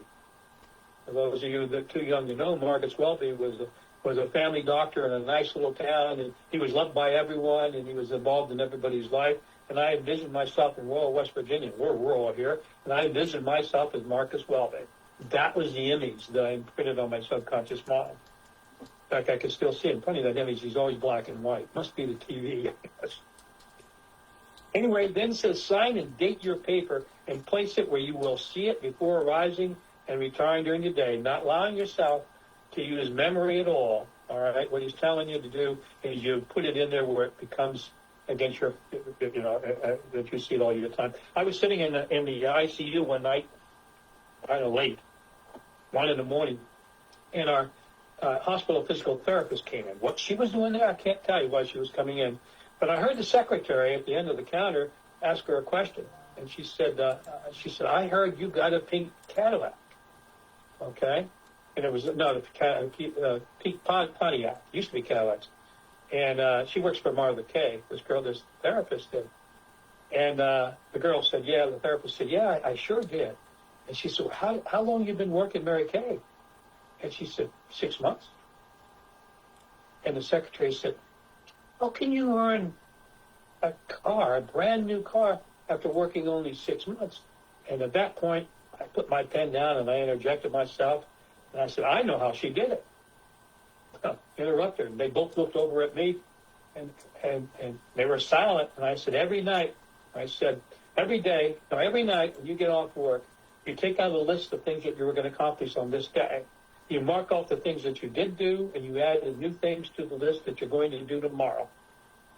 And she goes, exactly, and with a question mark in her ear. And I said, Napoleon Hill, and she laughed and said, Think and Grow Rich. She'd been trained, like direct marketing people are, in the principles of success. And she had applied those principles of success. But while she was doing this thing, she was applying this technique of getting a burning desire going in here. Knapp went on to write, paint the picture of this picture through the power of your imagination, and it will turn into a beautiful picture of desire. Use this desire as a chief object of your concentration and see what happens. Choose your yellow polka dot bikini. Choose your Marcus Walden. All right, choose that desire and print it on your subconscious mind. Make us achieving it a habit for us. Doing this will help clarify your definite major purpose, and it will imprint it on your subconscious mind. How? Through repetition with emotion, a positive mental attitude, and as an application of applied faith. Napoleon Hill wrote that wishing will not bring you riches. However, desiring riches with a state of mind that becomes an obsessive, burning desire, habit force, then planning definite ways and means to acquire those riches, and backing those plans with persistence which does not recognize failure, will bring you riches. Are you ready for this? Say yes. Everyone say yes, yes, yes. I know you all been waiting to hear about the 18th principle of success. Okay? So you remember this. Let's see if you remember this. Remember this? Yeah, you remember. I just put it up here, right? You all remember that, right? Okay. You all remember this, right? You all remember this, okay? Napoleon Hill told us to do these 5. They're right here, and this is the story of the Dale. That's her story, and it created cosmic habit force, right? Now ponder this. Replace habit force by burning desire. Okay? Habit force, up here during, and then move habit force down here. Habit force, because those 5 elements I told you, they go up to make habit force, right? They go in there. And you all remember this? Well, those 5 things on the left that make up habit force, they also create the burning desire. So I think burning desire is an unnamed principle of success. I think it's necessary to achieve the kind of success that Napoleon Hill told us that we needed to have a burning desire. I think that's how it's done. So that's the 18th principle of success, according to J.B. Hill. Don't tell anyone I said there was an 18th principle. All right, I'll get heat over that. So is burning desire an 18th principle? I don't know. I just think it might be a principle. What do you think? What do you think? And that's the end of my demonstration. Well, guys, a lot of stuff at you. You see how I tied neuroplasticity into the principles? Okay? Because they are the thing. That's the key that will help you achieve success. It's very good. Thank you. Yeah, I was wondering what the 18th principle was going to be. Now we just had the curtains opened up and Dr. Hill shared that with us. I think this is a very proud moment for our class because we were the first ones to hear it. Absolutely. History in the making. So yeah, awesome. I like your graphics, and I'm wondering if I could have them. Sure. Okay. Yeah. Because there's a lot of things going on there in the details, and I want to see them really close with my little microscope. Okay. I love the animations. I had to learn how to do animations because I made one slide instead of 50 slides. And I was able to, as they were being created in front of you, I could tell you what was happening to them. And that saved me a lot of time and trouble. Yeah, that's pretty cool. I like that. But anyone have questions, comments? Penny, go ahead, Penny. I have a question. Why, the way you described it all the way through, why wouldn't it be a first principle instead of the 18th? Well, I just discovered the again. Okay. But think about it. He named the 5 essential, right? The essential ones are what goes into it, okay? Other than mastermind, okay? All right. So so the important ones are the ones that create the burning the habit force, and habit force then feeds back to it. So he was right about those essential 5, except mastermind comes out of the mind. It's not something you put in the mind. But those other principles are in there to make a mastermind. So, and I have numbered them. I use this little card here, and my numbers don't necessarily agree with these numbers or y'all numbers. He didn't actually number them as far as the most important one. In fact, when this is printed in I don't know when it's printed, but they have positive mental attitude as number 2. When he did the essential 5, he had only just recently added positive mental attitude. Because when he got with Clement Stone, he didn't consider it a principle of success. And Clement Stone thought it was the most important because Clement Stone was he was a follower of Norman Vincent Peale, and he was the positive mental attitude guy. You read into his stuff. So they argued over what was the most important principle of success. And Clement Stone thought it was PMA, and Napoleon Hill thought it was definite major purpose. So by 1956, he had recognized it as the principle, but he had not made it up high, certainly not number 2. So this listing is not in the order of importance, not the order of importance. That's helpful. That's helpful because it feels to me that the vision at least some part of a vision needs to be there for us to start the principle process or to start. And maybe I'm being a little too linear, but it feels to me that there needs to be some kind of vision or purpose in my mind from even if it's unconscious that I haven't brought it forth yet, but my soul is moving in a certain direction. So these other principles help. Well, Penny, let me add via Clement Stone. You're right. You got to start with definite major purpose. Napoleon Hill, right? Oh my gosh. How do you recognize a definite major purpose that you can accomplish? You have to be positive about something that's doable. Yeah. All right? So I'm arguing Clement Stone here as best I can. I don't know what. But to his dying day, he thought a PMA was more important than definite major purpose. I say that I've lectured once that success is not something discrete. It's a process of things. I think there's a trilogy. I think that a definite major purpose, a positive mental attitude, and action make a triangle that's necessary for success.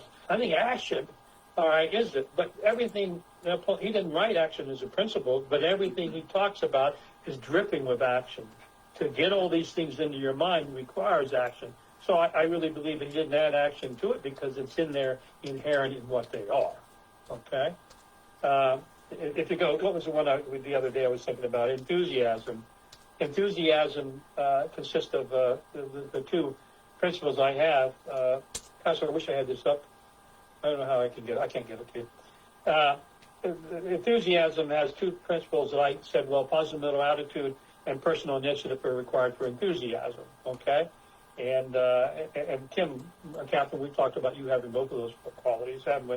Well, and then you go down to teamwork. I don't have enthusiasm listed, but down there under mastermind, I do have positive mental attitude and personal initiative. So they're included even though they aren't named. So I think initiative, action is in every one of these things, and that's why it's not listed. So it's, it doesn't matter which is most important, okay?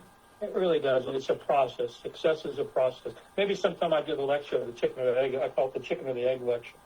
And my son, I started teasing my son, which came first, the chicken or the egg? And he said, well, the chicken came first because chicken has to lay the eggs, and the son, if the egg came first, it didn't come first, there wouldn't be any chicken. And about that time, after 2 times iterations on that, he yells at Mom, Dad's doing it again, right? But that led me to thinking, success itself is a process. It's not which comes first. They both happen. I said, and the key to both of those is action. So that's why I came up with this lecture with action being a key ingredient. I haven't done that lecture in a long time. I think I gave that I don't know where, in Vegas maybe? No, Los Angeles I gave that lecture. You were there, Gary. Anyone else have a question, comment for Dr. JB? I have something to add. I think they're all so important. If you were to ask me I appreciate Clement Stone, I appreciate Napoleon Hill, I appreciate that we number them just to get through them. I love the fact that it's like a bookend, which you created by making it the 18th. Because if you read Think and Grow Rich, desire is one of the steps to riches. And goal is put into it. They don't refer to definiteness of purpose in the same way they do in the principles when you read Think and Grow Rich. So now you're starting with definiteness of purpose, which is number 1 principle. You add 18 and you bookend everything between because they all work together. So I really liked how you came up with that because it is essential. But without all of those things, how do you have desire? It's all a little bit of all of it brings you to desire, and without any of the others, could you have desire? That's got me thinking. That'll be another conversation. But thank you for bringing that up. Matt said he said the starting point of all success is desire, right? And it goes on, not a hope, right? Not a wish, etc. I disagree.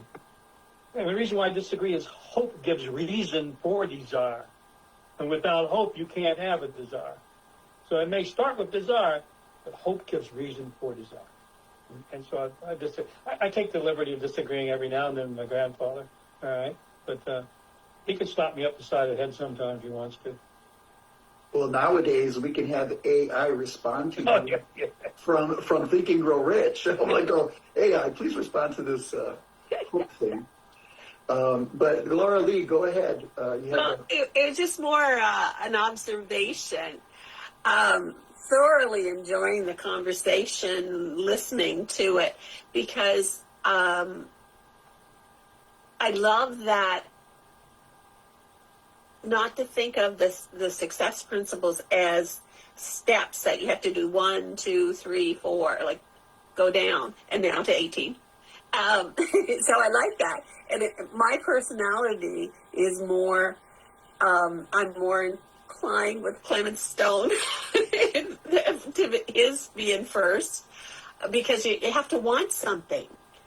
And you have to, like the pleasant personality will, if you gave something to somebody that is just crabby as hell, it's really hard to get them to do something. But you give something to someone that has a pleasant personality and willing and open, you're more apt to get an end result.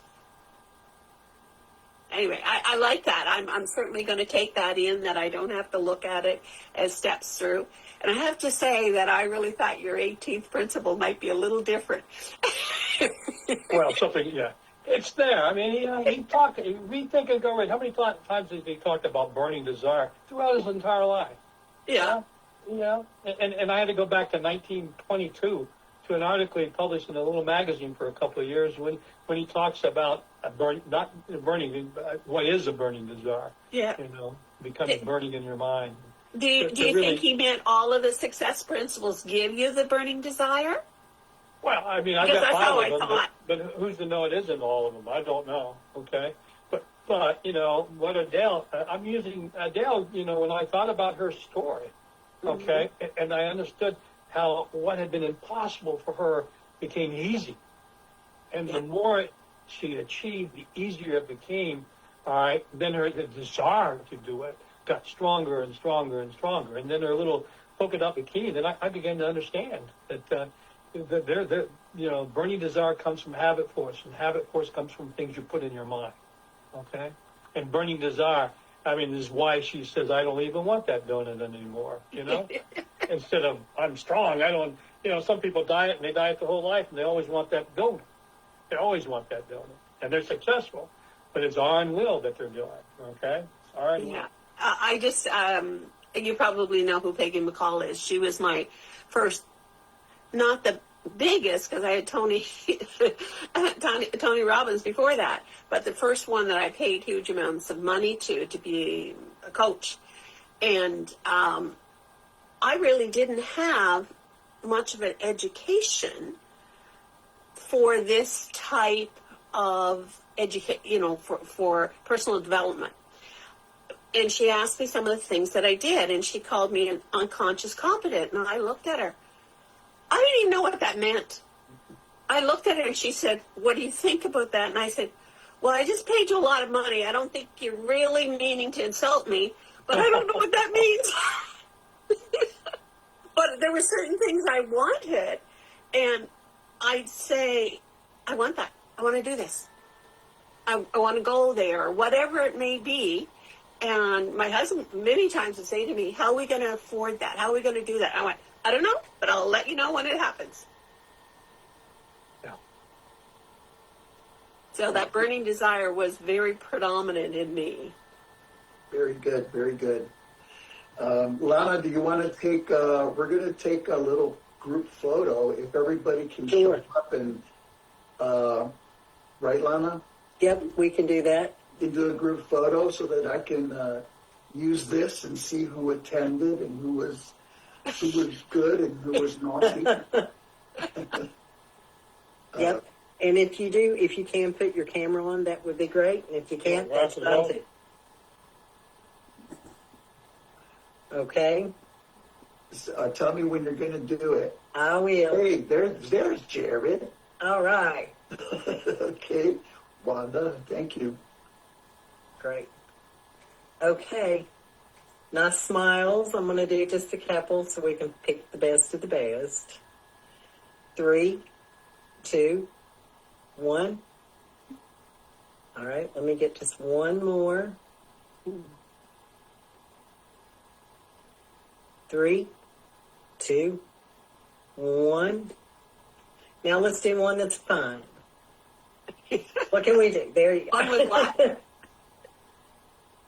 Look at my thumb. Yeah.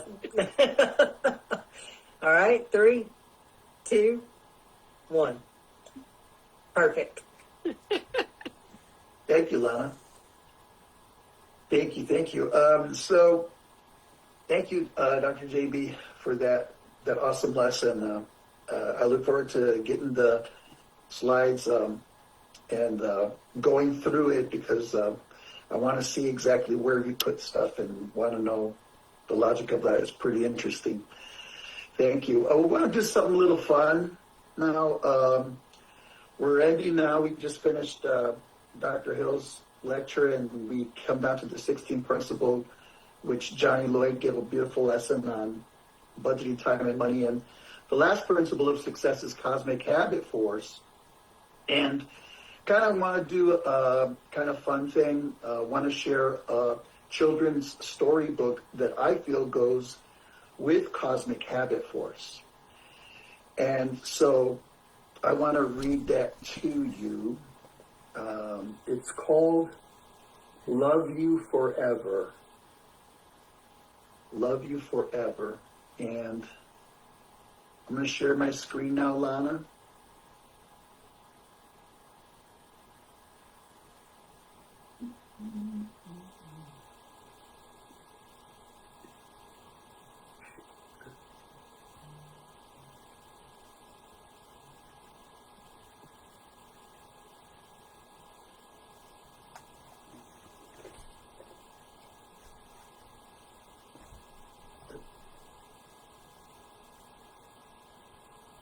Okie dokie. Can you guys see that? Yes? Okay. So this is called Love You Forever. This is for Cosmic Habit Force. And if a couple of you, if those who can sing or those who can't sing and have a lot of enthusiasm, want to repeat this little phrase, it goes through the whole storybook, and it's kind of like a little chorus, like a little lullaby, and it goes something like this. I'll love you forever, I'll like you for always, as long as I'm living, my baby you'll be. You got some singers? I'll love you forever, I'll like you for always, as long as I'm living, my baby you'll be. Okay, one more time. I'll love you forever, I'll like you for always, as long as I'm living, my baby you'll be. Very good. All right. So, once upon a time, a mother held her new baby and very slowly rocked him back and forth, back and forth. And while she held him, she sang, everybody, I'll love you forever, I'll like you for always, as long as I'm living, my baby you'll be. The baby grew, he grew and he grew. And he grew until he was 2 years old. He ran all around the house. He pulled all the books off the shelves. He pulled all the food out of the refrigerator, and he took his mother's watch and flushed it down the toilet. Sometimes his mother would say, "This kid is driving me crazy."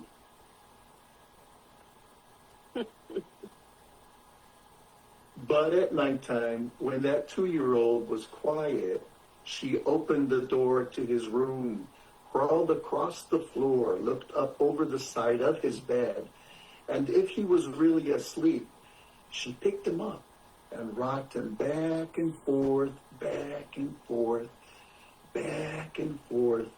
And while she rocked him, she sang, I'll love you forever. I'll like you for always. As long as I'm living, my baby you'll be. Very good. The little boy grew. He grew and he grew and he grew. He grew until he was 9 years old. And he never wanted to come for dinner. He never wanted to take a bath. And when his grandma visited him, he always said bad words. And sometimes his mother wanted to sell him to the zoo. But at night, when he was asleep, the mother quietly opened the door to his room, crawled across the floor, and looked up over the side of the bed as if he was really asleep. She picked up that 9-year-old boy and rocked him back and forth, back and forth, back and forth. And while she rocked him, she sang, I'll love you forever. I'll like you for always, as long as I'm living. My baby, you'll be. Well, the boy grew, he grew, and he grew, and he grew. He grew until he was a teenager. You know, he had strange friends, and he wore strange clothes, and he listened to strange music. Sometimes the mother felt like she was in the zoo. But at nighttime, when that teenager was asleep, the mother opened the door to his room, crawled across the floor, and looked up over the side of the bed. If he was really asleep, she picked up that great big boy and rocked him back and forth, back and forth, back and forth. And while she rocked him, she sang, I'll love you forever. I'll like you for always. As long as I'm living, my baby, you'll be. The teenager grew. He grew and he grew. And he grew. He grew until he was a grown-up man. He left home and got a house across town. But sometimes on dark nights, the mother got into her car and drove across town. And if all the lights in her son's house were wore out, she opened his bedroom window, crawled up across the floor, and looked up over the side of his bed. And if that great big man was really asleep, she picked him up and rocked him back and forth, back and forth, back and forth. And while she rocked him, she sang, I'll love you forever. I'll like you always. As long as I'm living, my baby. Well, when that son came home that night, students, to describe cosmic habit force, kind of like the circle of life kind of thing. And that's kind of like an intro to cosmic habit force, okay?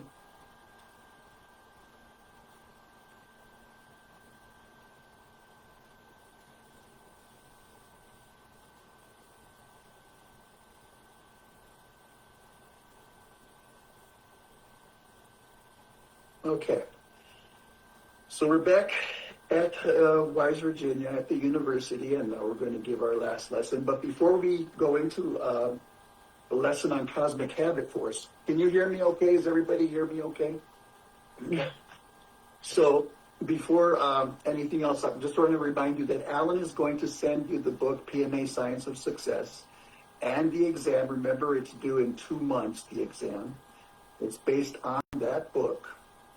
And I also want to encourage you, this class, this unique class that we're meeting, if someone wants to make a Facebook group so that you guys can stay in touch. So every class, every certified leader class, they create a Facebook group so they can stay in touch, okay? So if somebody wants to do that, this could be a way of staying connected with your group, okay? Now a little lesson. How do I get this? Okay.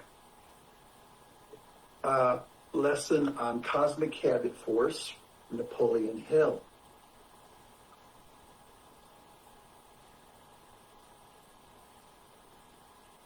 So I want to start off with a little joke, a little lighthearted joke here.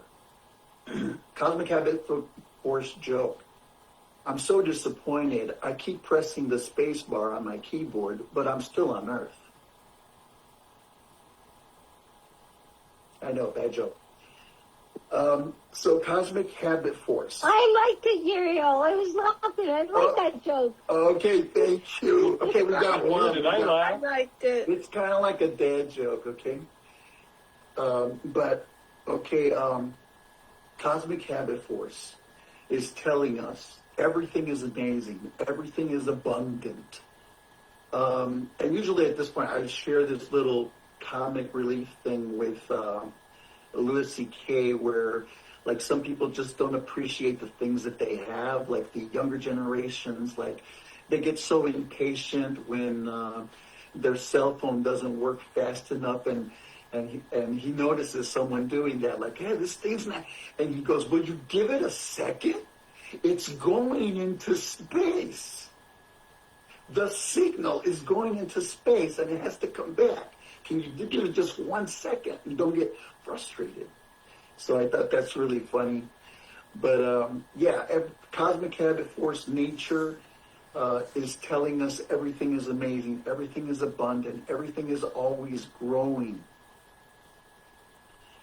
Napoleon Hill says that the grandest example of cosmic habit force is the operation of the heavens, stars, and planets. They move with clock-like precision. They don't collide. They don't suddenly veer off course. It is a complex system of gravity and inertia, attraction, repulsion, that keeps things moving so precisely.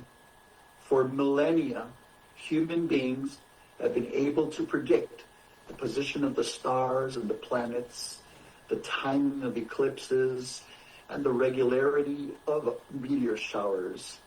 So man has created a calendar to kind of stay in touch based on cosmic habit force, based on the seasons.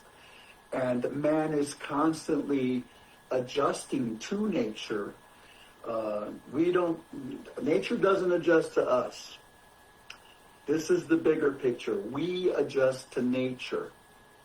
In fact, here's a very good example.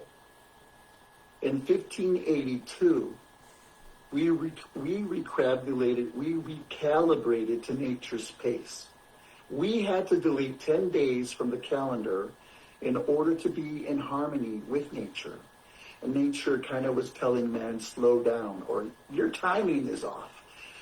To get the calendar back in sync with the astronomical events like the vernal equinox and the winter solstice, a number of days had to be dropped from the calendar that we were using in 1582.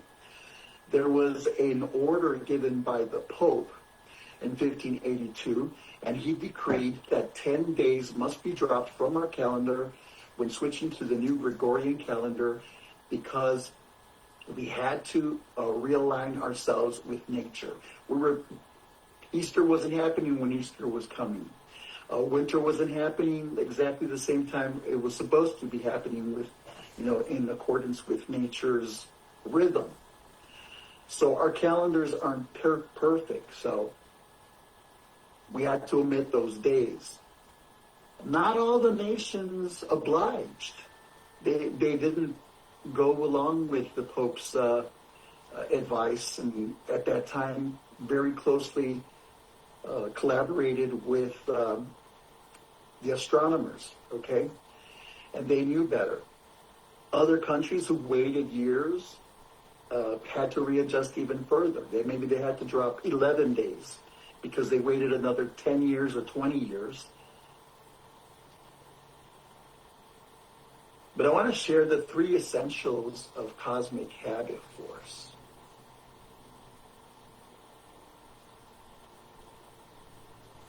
Napoleon Hill calls it plasticity, frequency of impression, and intensity of impression.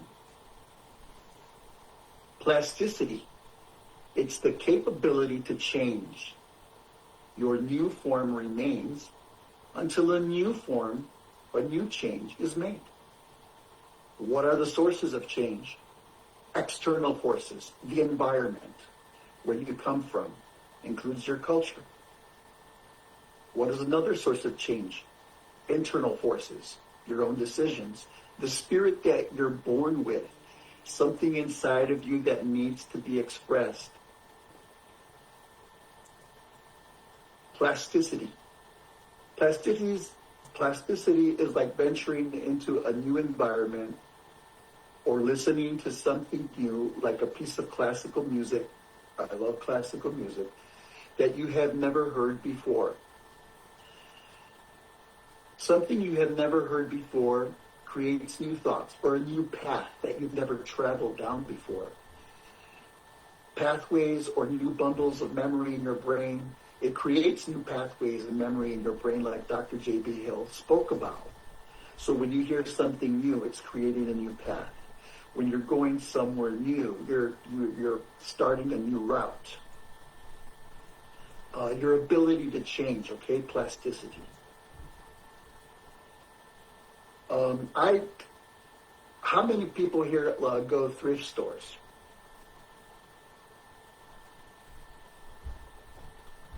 I like going to thrift stores and finding bargains. Like I said, I like really listening to classical music. And so when I find something like this for 50 cents, I'm like, I gotta have it. But I want to talk about someone who found, or come back to this, but recently somebody in Virginia who loves thrifting went to a thrift store and recreated what she experienced. This isn't the actual thing, but I'm recreating this for you. Something caught Jessica Vincent's eye. She's from Virginia. So she was looking through a thrift store and she found this unique glass at the bottom shelf. It caught her eye. And it was pretty cool, she thought, and it was only $3.99. Stood out to her, and she picked it up.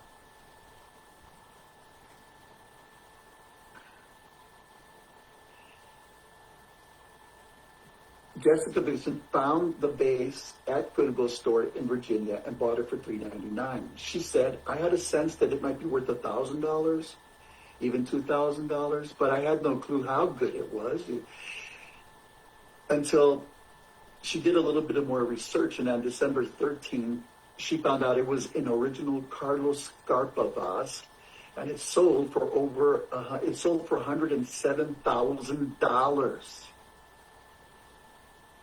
It was first estimated at $30,000 to $50,000, but she got it for over $107,000. Amazing. So back to this. So I like listening to classical music, and I found this, and this actually ended up being a lesson for me. And I ended up writing a little essay about finding bargains like this and labels and stuff like that. So what I want to do is read to you an article I wrote for the e-zine, okay? There is a saying you probably heard before that goes like this: well, you get what you pay for. Well, that is true in most cases when it comes to goods and services. This is something that, thanks to our economy, we have rightfully come to expect. But what can you expect to get from something that costs only 50 cents? Well, here is one instance where that saying is not true, but in a good way. It's not hard to find a bargain as long as you're looking for it. I found a great one at a local thrift store when I purchased a CD called The Best of Classical Music for Meditation. A total running time of 54 minutes and 10 seconds. Oh, to me, this is not worth 50 cents. It's worth much, much, much more, even if I purchased it at a regular price. When I saw the price on that CD, I kind of thought to myself, how dare they label this CD 50 cents? In this CD, I listened to priceless classics, compositions from Beethoven, his Pastoral,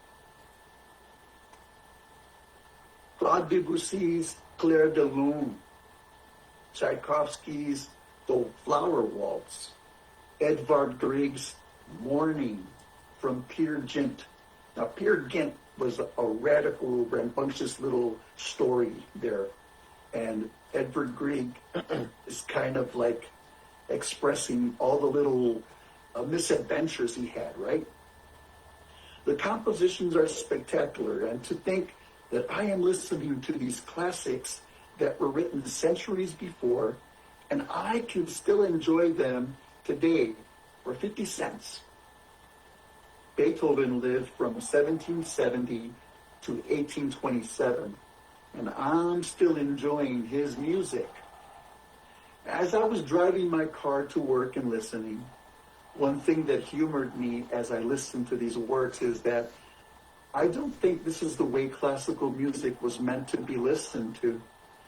Back then, there were no recording devices. Back then, there were no radios. There was no internet. There were no cars. Attending a performance was a social event, and a live in person was the way it was meant to be experienced. Yet, I am very grateful to hear it in my horseless carriage as I drive to work. You know, it's easy to undervalue. It's easy to label something or someone as not worthy of our attention as we rush from home to work. But then there is that which just stands out from the crowd, that which transcends.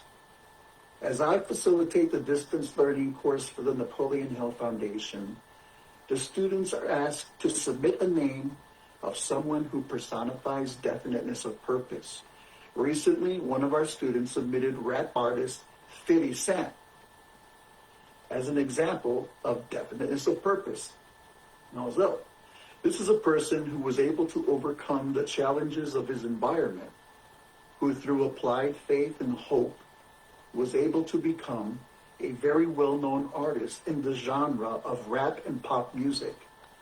One source says that he adopted the name 50 Cent as a metaphor for change.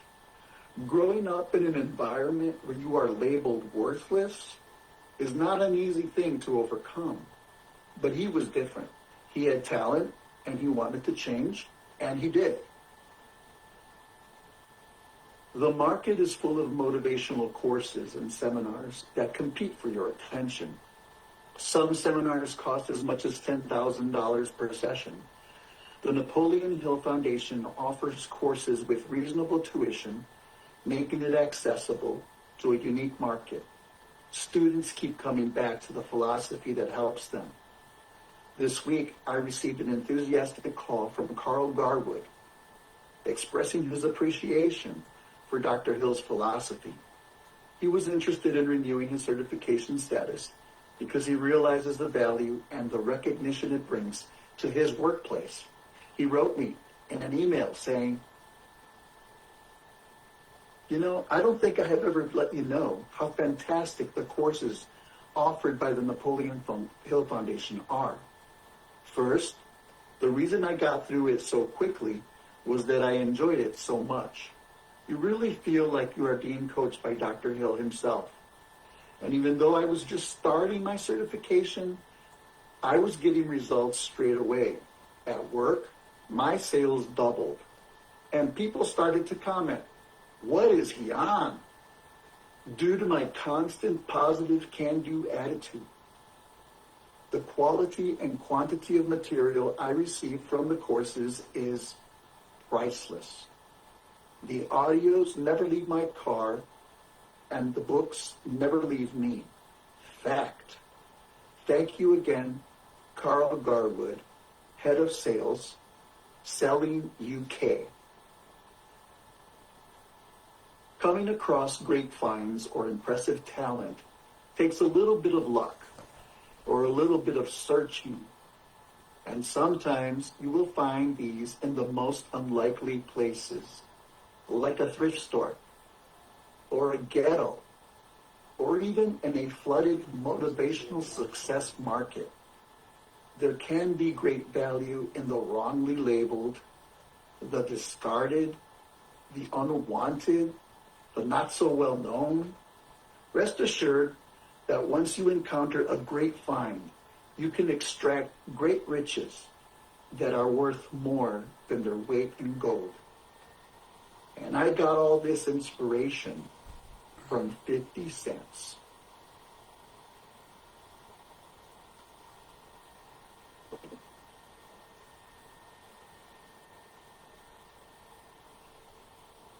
So another, let me see. Do you guys see me and the PowerPoint? Great. Yes. Great. Do you see me and the PowerPoint? Yes. Yes. Okay. Okay, I didn't know if you see me or not. Okay, very good. All right, so, okay, this is another, this goes perfect with Cosmic Havoc Force because the Holtz, the composer, composed a composition for each of the planets in our solar system. Mars is the bringer of war. So that one I match with definiteness of purpose. It's like very powerful. It's like Star Wars. Dun, dun, dun, dun, dun, dun, dun, right? It's very powerful, forceful, determined feeling. And then there's Saturn, the bringer of peace. Very peaceful, very nice. Like a lullaby, like a mother singing a lullaby, rocking her child back and forth and back and forth. So I match Venus with Cosmic Habit Force. You can listen to Venus online. Frequency of impression. Repetition is the mother of habit. And habit is more quickly adopted when it is often consciously repeated. My emphasis, consciously, and I'm sure Dr. Hill talked about it too, consciously repeated. Intensity of impression. The difference between just going through the motions of an activity and concentrating on doing the activity. Concentration builds the habit quickly. It is impressed on the subconscious mind, and it becomes a part of everything you do. Now, I hope that you guys give me permission to be a little poetic in this part of my presentation. A little bit, I'm kind of like a dreamer, right? When I take time out from my busy schedule, or I like going to the beach. But talking about it becomes a part of everything you do. When I'm relaxing, like Napoleon Hill thoughts come into my mind, right? So when you're busy and when you're not busy. So intensity of impression. One of the things I like to do is walk on the beach. And one time I had this inspirational thought, and I'm sure this happens to you, because if it happens to me, I know it happens to you. You get an inspirational thought or idea as you're relaxing. And when you're on the beach, you can relax really well because you feel your feet on the sand and the beautiful wind and the calm waves of Lake Michigan. But this thought came to me, and this is Napoleon Hill ideas, actually. But I thought this thought, and I wrote it on the sand, and I want to share it with you. Every day, I must write my purpose, lest the waves of the day erase my destiny. Every day, I must write down my purpose, lest the waves of the day erase my destiny. So when you start your day, you write down your purpose, but you got to make sure you write it down or remember it during the day. If you don't, the waves of the day, the busyness of the day wash it away. And that's, I think, why Napoleon Hill always said, next day, start over, write it down again, because the waves of other activities, the waves of other people's interaction can erase it. And it does. When the waves come, it erases this little writing of mine. So you got to write it down again. Keep sending out those thoughts. Keep sending out those prayers, right? When I walk the beach, sometimes I like to think poetically, and I like to look out into the distance, and I see these beautiful muted colors that really take me to another place. And I feel like it's humming, like it has a humming feeling. These colors have a humming feeling. And sometimes I feel that when I'm looking out at this, I feel like I'm looking at some painting in a gallery, in a museum. I'm like, you know what? I could be looking at a painting right now. And I appreciate all the subtle colors.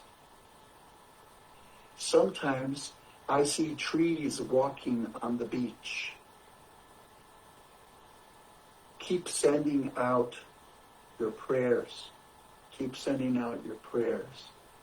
Because the thoughts that you send out, sometimes they get caught in the trees. Sometimes the thoughts get caught in the trees. And so keep sending out another one. Keep sending out another one. One time when I was walking, I saw somebody's thoughts caught in a tree. I looked to my left, and I saw a purple balloon. And I was like, there's writing on that balloon. I'm going to go see what it says. So I got closer. And this is what this is somebody's thoughts that was left on a balloon. Hi, my love, I miss you. And I think of you every day. I hope that heaven is as good as they say it is. I promise to love the rest of my life as best I can. So you will be proud and have some good stuff to see and hear about when we can be together again. Your girl, with love, forever. I'd like to share a little story of my sister's story of cosmic habit force.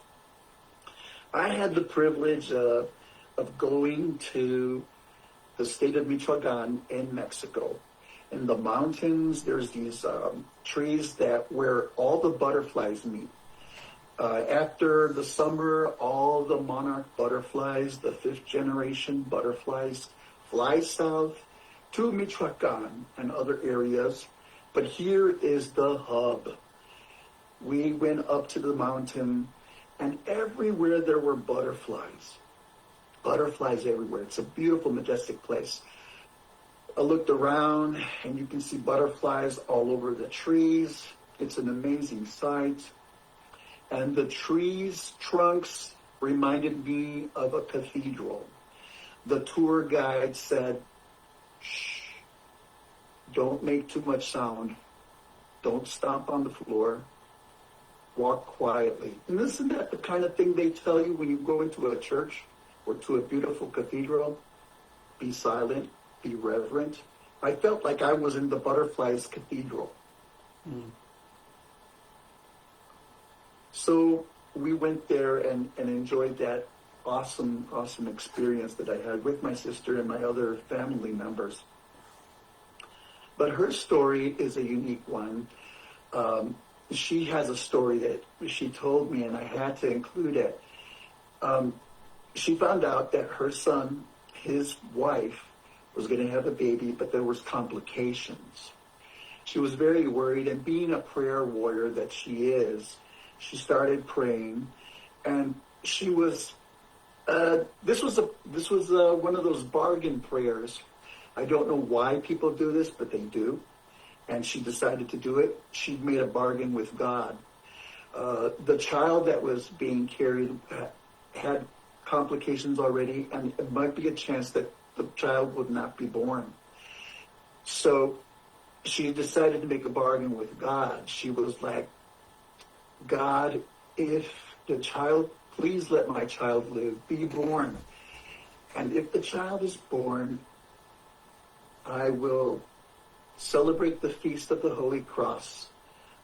I will dress in indigenous Indian garb, and I will dance from the mountain to the town on the Feast of the Holy Cross. And because that was something that the town did, right, where she's from. And now take this into consideration. She's a wealthy woman. And she's not like an ordinary person. She's very wealthy compared to everybody else. She did it by marriage, okay?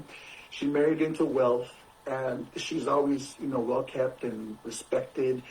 And so she was like, this is what I'm going to do. I'm going to dress up in Indian garb. I'm going to dance the dance for the Holy Cross in thanksgiving for the child, if you let him live. And she prayed and she prayed and she prayed and she prayed. Thank goodness the child did live. It was born. His name was Aaron, and like her son. And so every year at the Feast of the Holy Cross, she'll dress up and do the dance with the drums and then come to the temple. And then eventually, Aaron grew and grew, and he grew, just like the story. And she invited Aaron to come and dance with her. And I want to share that picture. So this is her with Aaron dancing on the Feast of the Holy Cross.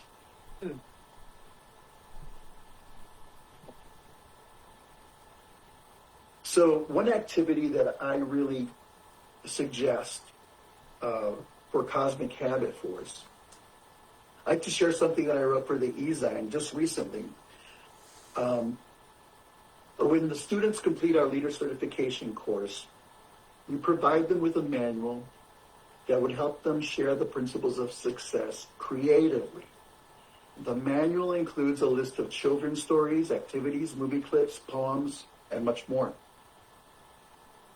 These all complement Napoleon Hill's principles. It's a very creative way of engaging the mind and the body.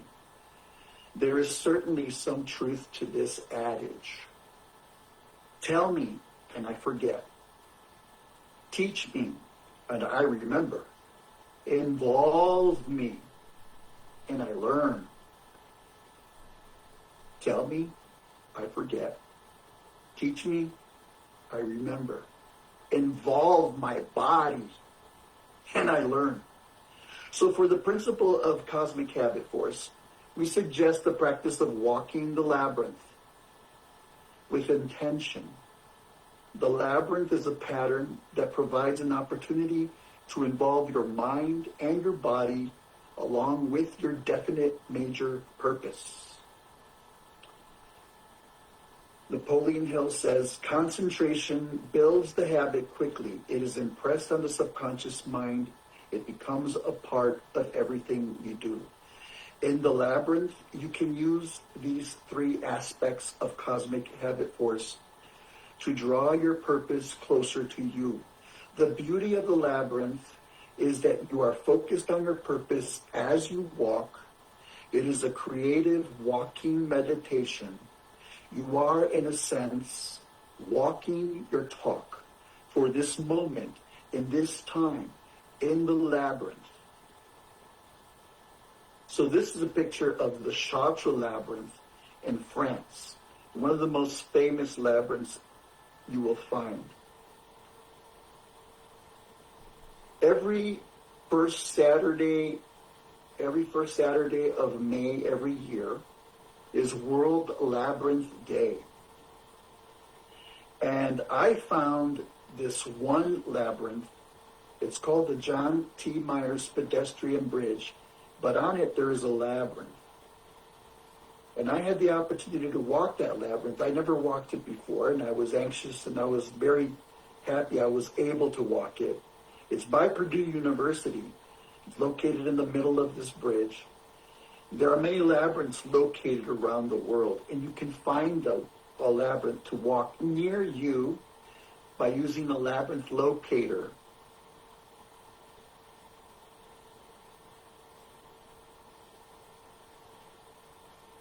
But anyway, let's go back to Virginia and cosmic habit force. This is Powell Valley, I think. And let's climb back up to the Flag Rock near Norton, near Wise, Virginia. Remember I showed you those landscapes before? And sometimes when we go up here, I like to share a story. One of the stories that I like to share. But I'd like to preface it with the way someone starts stories, okay? So let's start this story by saying this.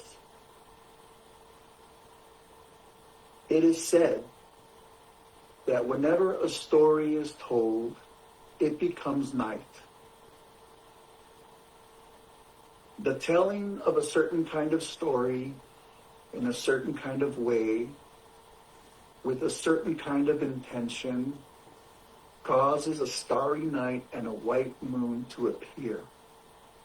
And it hovers over the listeners.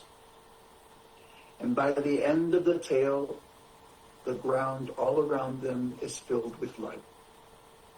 And we realize that a great something or a great someone has visited and taken time with us. And whatever that is left behind is ours for the mending and for the building of our soul. So I'd like to share, we're on top of this mountain, we're on Flag Rock. I'd like to share a story about Bacchus and Philemon. It's an ancient Greek story. Let me see if I can see you guys.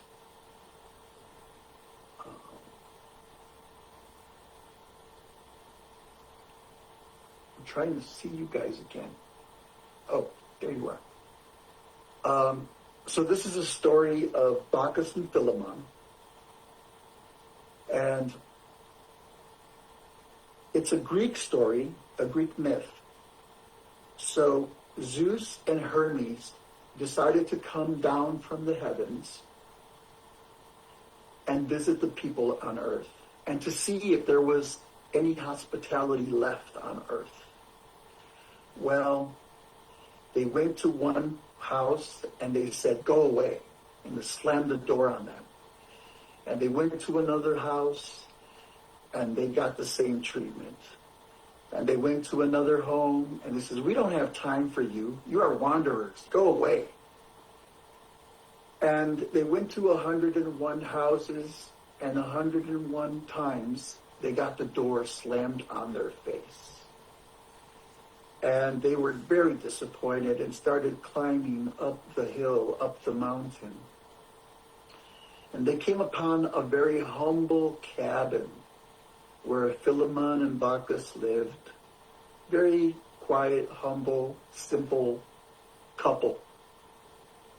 And they knocked on their door. They opened the door. They had nothing. They were very hospitable. "Come in, come in. Who are you? Where have you been? Tell us what of your adventures. What have you been doing? Please sit down. Would you like some water, some wine?" And they sat down and they were so excited. They had visitors for once, right? And so they brought up a little carafe of wine. They only had a little half full. And they brought like a couple pieces of bread that was covered by a piece of cloth that they had made. And they just started talking. They lit a little candle. And they started talking and having a good time. And you know, it's one of those moments like when you're talking with friends and you think it's been 1 minute and it's been 5 hours. And it's like, oh, and as they were talking and they kept filling the wine and 5 hours filling the glasses of wine. And then Bacchus and Philemon, they looked at each other from a distance and they were like, these are not normal people. I think we're being visited by the heavenly beings. And they knew. They talked with their eyes because they knew each other so well. They were like, yeah, these are special people. We don't know what's going on here. But the bread hasn't gone down. The wine hasn't gone down. We're having a good time. And finally, they revealed themselves. And they said, well, where's Zeus and Hermes? And we went to the village below. They were very inhospitable. We came up here, we found you, and we thank you we're glad that there's still hospitality on earth. And for that, we want to grant you 2 wishes, whatever you want. And so they thought about it. Actually, they didn't think about it too long. They were like, well,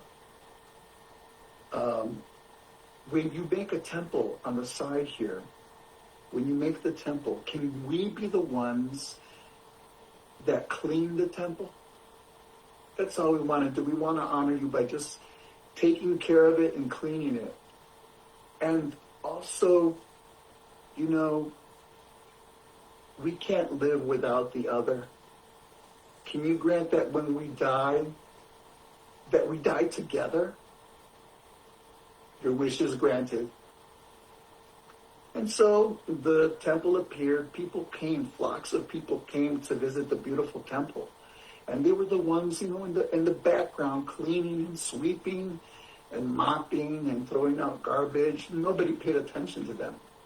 But they're the reason why the temple was there. Or appeared, anyway.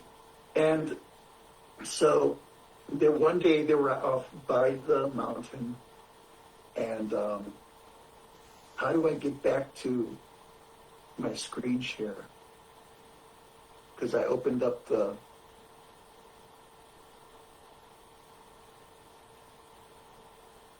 Just go share. Click on the word share on the share icon. Okay. Okay, thank you. So, one day, you can still see me? Yes. Okay, thank you. So, one day they were out by the side of the mountain, and they were just, you know, doing the ordinary picking fruits and things and wild herbs, you know. And they were like, you know, a little distance from each other, and they were just enjoying the day. And all of a sudden, they both started feeling like some tingling sensation underneath their feet, and tingling sensation on their hands. And so all of a sudden, like they felt like they were growing roots underneath themselves, and they looked at each other. They were both afraid and excited at the same time. They felt like they were being turned into trees, and they were evolving into a tree figure, and it was their time. It was their time to go, and it was their time to go together. Their wish was granted. They went together, and the gods turned them into trees, 2 beautiful trees. This is the top at Flag Rock. When we were up there, right in front of the flag, there are 2 trees in front of Flag Rock. And that is why I love telling this story on top of this mountain, because there's 2 trees sitting there. And I was like, hey, that's Bacchus and Philemon. So that's the story of Bacchus and Philemon. It's a Greek mythology story that I love sharing. And something happens when you do that, Uriel? Not all of you may notice. As you go for walks, you'll start to notice how that works. There's a lot of 2 trees. Yes. Like after you shared that story, my walks in nature have changed. Wow. So you'll be receiving a certificate of attendance that looks kind of like this. I put Shannon's name on there. And this is a group photo we took last year, I think. We went to go see a play. And here's a fun photo we took. And I'm going to try to get you back on the bus so that we can get ready to go back. But guess something happened. The bus lost a tire, and unfortunately the transmission has failed. And so I don't know how we're going to get you back home. But it kind of reminded me of, well, it's kind of like learning adversity and defeat, right? but I know you have a schedule and you need to get home. But this kind of reminded me of a dilemma that some other characters were found themselves in. Do you remember them? In The Wizard of Oz, Dorothy wanted to go home. She just lost her ride. The Wizard of Oz just took off in the balloon, and there's no hope now for Dorothy ever going back home. And but the other characters, they received their medals. The lion lacked courage, but he got it. He lacked personal initiative. The Tin Man, he got a heart. That's what he lacked, or he lacked applied faith. And the Scarecrow needed brains for accurate thinking, and Dorothy just wanted to go home. Well, they got he got his medal of courage. The Tin Man got a little ticking heart, a little ticking clock, and the Scarecrow, he got a diploma. He got his diploma, and all of a sudden, he became a brain. But Dorothy was left behind because the wizard took off inadvertently, and now they don't know what to do. How do we get you home? I'm wondering, how do we get you home since we lost a tire and the transmission has failed? So all of a sudden, from above comes Glinda, the good witch, and she has a conversation with them. And Dorothy, can you get me home? Can you get me home? Dorothy says, can you help me? Can you help me? And Glinda says, you don't need to be helped any longer. You've always had the power to go back to Kansas. And Dorothy says, I have? And the Scarecrow goes, then why didn't you tell her before? And Glinda says, she wouldn't have believed me. She had to learn it for herself. And the Scarecrow asked Dorothy, what have you learned? And Dorothy says, well, I think that it wasn't enough just to want to see Uncle Henry and Auntie Em. And it's that if I ever go looking for my heart's desire again, I won't look any further than my own backyard. Because if it isn't there, I never really lost it to begin with. Is that right? And Glinda says, that's all it is. And Scarecrow goes, but that's so easy. I should have thought of it for you. And the Tin Man says, you know, I should have felt it in my heart. And Glinda said, nope. She had to find out for herself. And now those magic slippers, they will take you home in 2 seconds. And of course you remember this line. She goes, and Toto too? And Glinda goes, Toto too? And Dorothy says, now? And Glinda says, whenever you wish. And Glinda said, and close your eyes and tap your heels together 3 times and think to yourself, there's no place like home. There's no place like home. There's no place like home.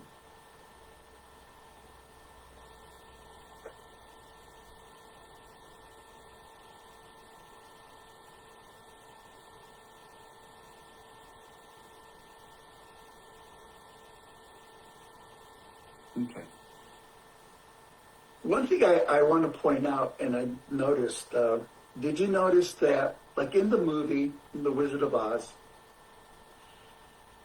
Dorothy's journey, that she did not take the magic slippers from the witch.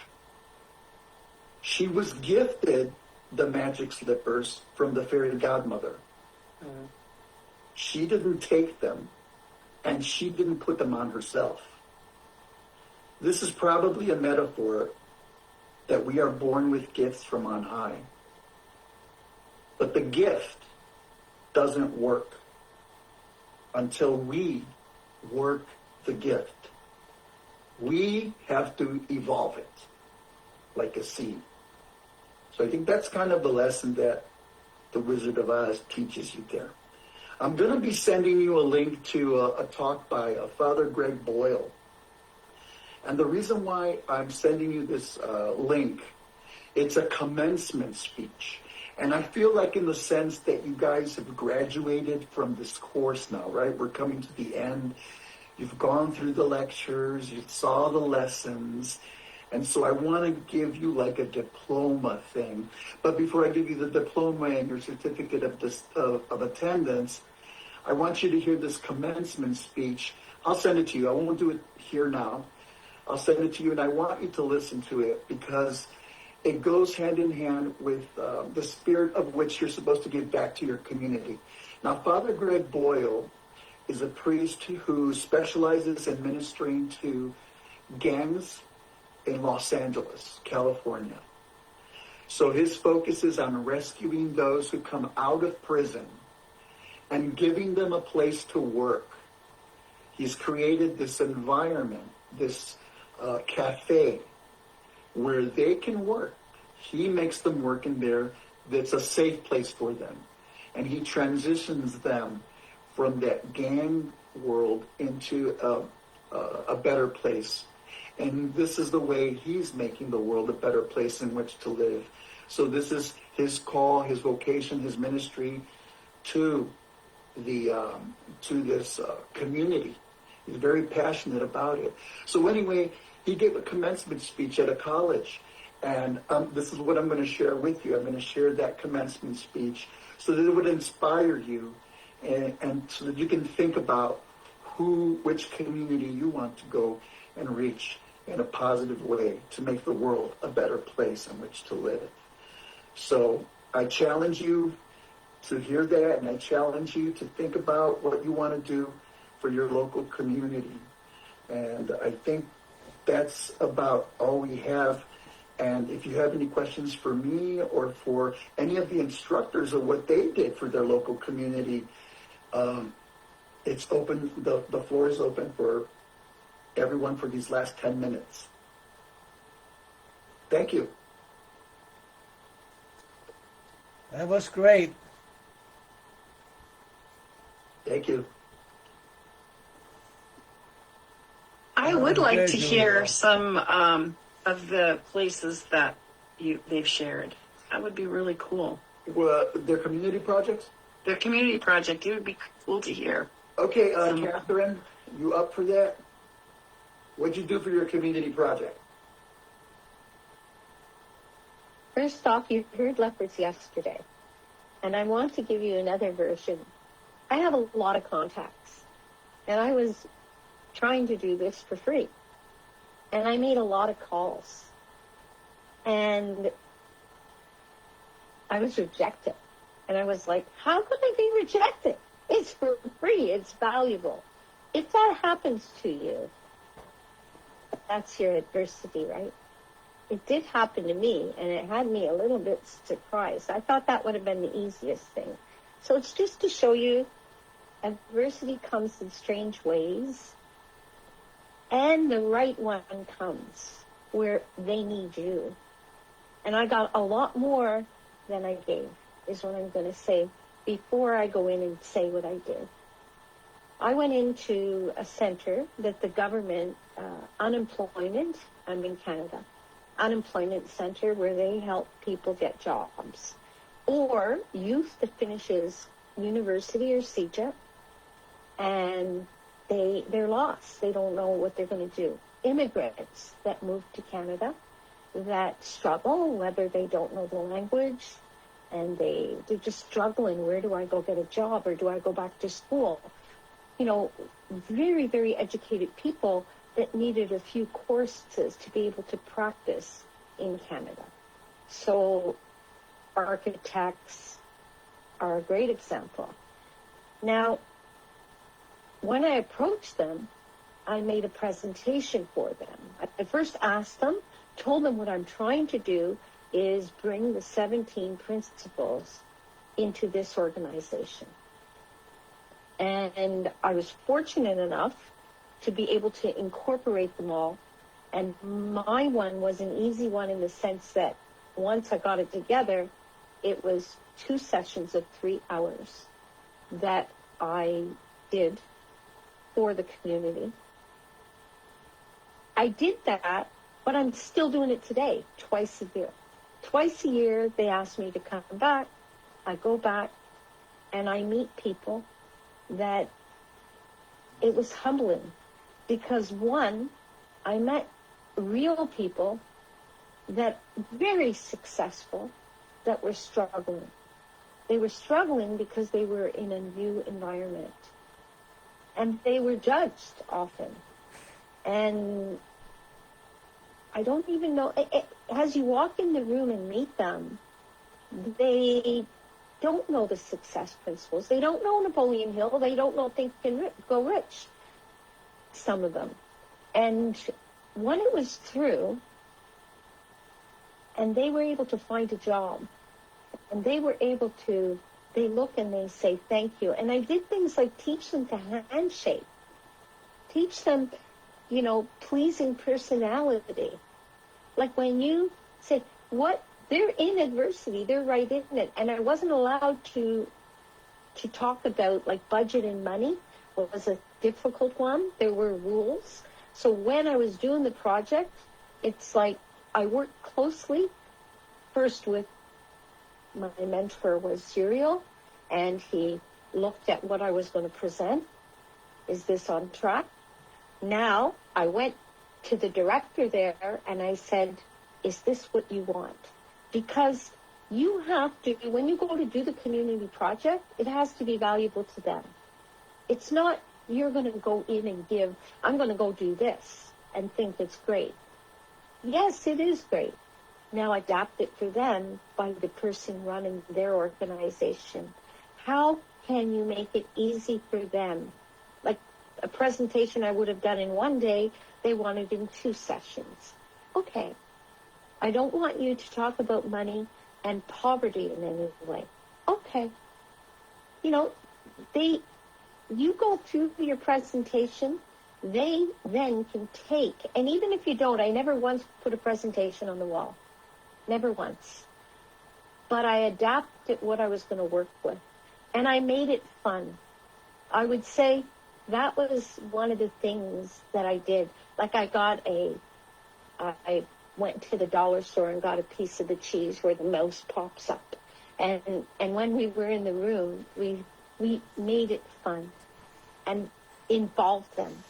In the one that I was doing was involving them and let them know the way they can get to Napoleon Hill.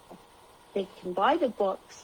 They can also, you know, reach out, get the newsletter that's free. So they wanted to sign up for eZine. They wanted the resources that are free. There's no reason somebody can't get them. So I shared that with them. And when I was through, I felt that I was a small part of giving people hope for something they were looking for. And some even contacted me after that I was able to make a call or two and say, try this or this, and they get a job. So they're in a program 6 months, they're paid, but when the 6 months are over, they're not making money and they don't have a job. So all the help you give them. So, you know, and I tried a few places that it would have benefit, but where I went, I used to teach business plan writing. So it was a great fit for me. So your mentor, your coach that's going to work with you, the guide that you're going to choose is very important, and Uriel is going to be very beneficial to you because he knows who's done what. And if you're doing what Lefford's doing, then that's where you want to be. If you do what Johnny's doing, that's where you want to be. You know, Timothy, like, you have, like, a lot of people in here. You have John, you have Alessandro, you have, like, we're here, Erica, like, all there, and Uriel can guide you if you want to try on, just like you're going to buy a pair of shoes. That's what I'm going to say. If you went shopping for shoes, you wouldn't buy the first pair. You'd want it comfortable. So when you go to pick your community project, think about what's comfortable for you. Because think of your experience. think of your community. What's missing? What's there that's missing what you have? But mostly, try it on yourself. And if it's good, then talk to your mentor. Talk to Uriel. But play. Use this to play in a playground that your personality will match, so that you're going to bring this to somewhere they need you. So pay attention. Pay attention to who you are. Pay attention to what you have to offer. That's what I did. I paid attention to their needs. That's a very important point, because like whichever community you're going out to, find out which principles they need to focus on. For example, if you're going to the Chamber of Commerce, it's going to be a little bit different if you're going to a veterans home, or if you're going to a women's shelter, or if you're going to high school kids. So find out what the need is. What are they lacking? What do they need to focus on? Pick out the principles, adapt to what they say. Catherine, you made a good point about how, they told you do this, don't do that. So be careful of their parameters and their environment. And the way you look, Uriel. Because I dress in a business suit. And you know what? I wore a jacket, but I had dark black jeans on. Because I was in a room. That's it.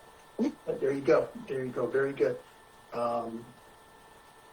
Alejandro, where did you do your community project? I think I remember, but I want you to tell your community service project.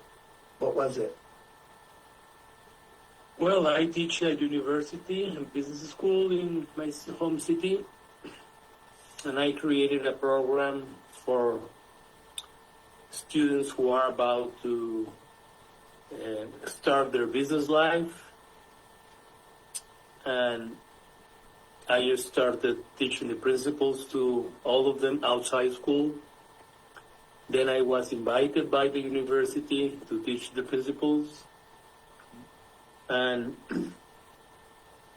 not to my surprise, but basically most of them were not aware of the importance of having a purpose.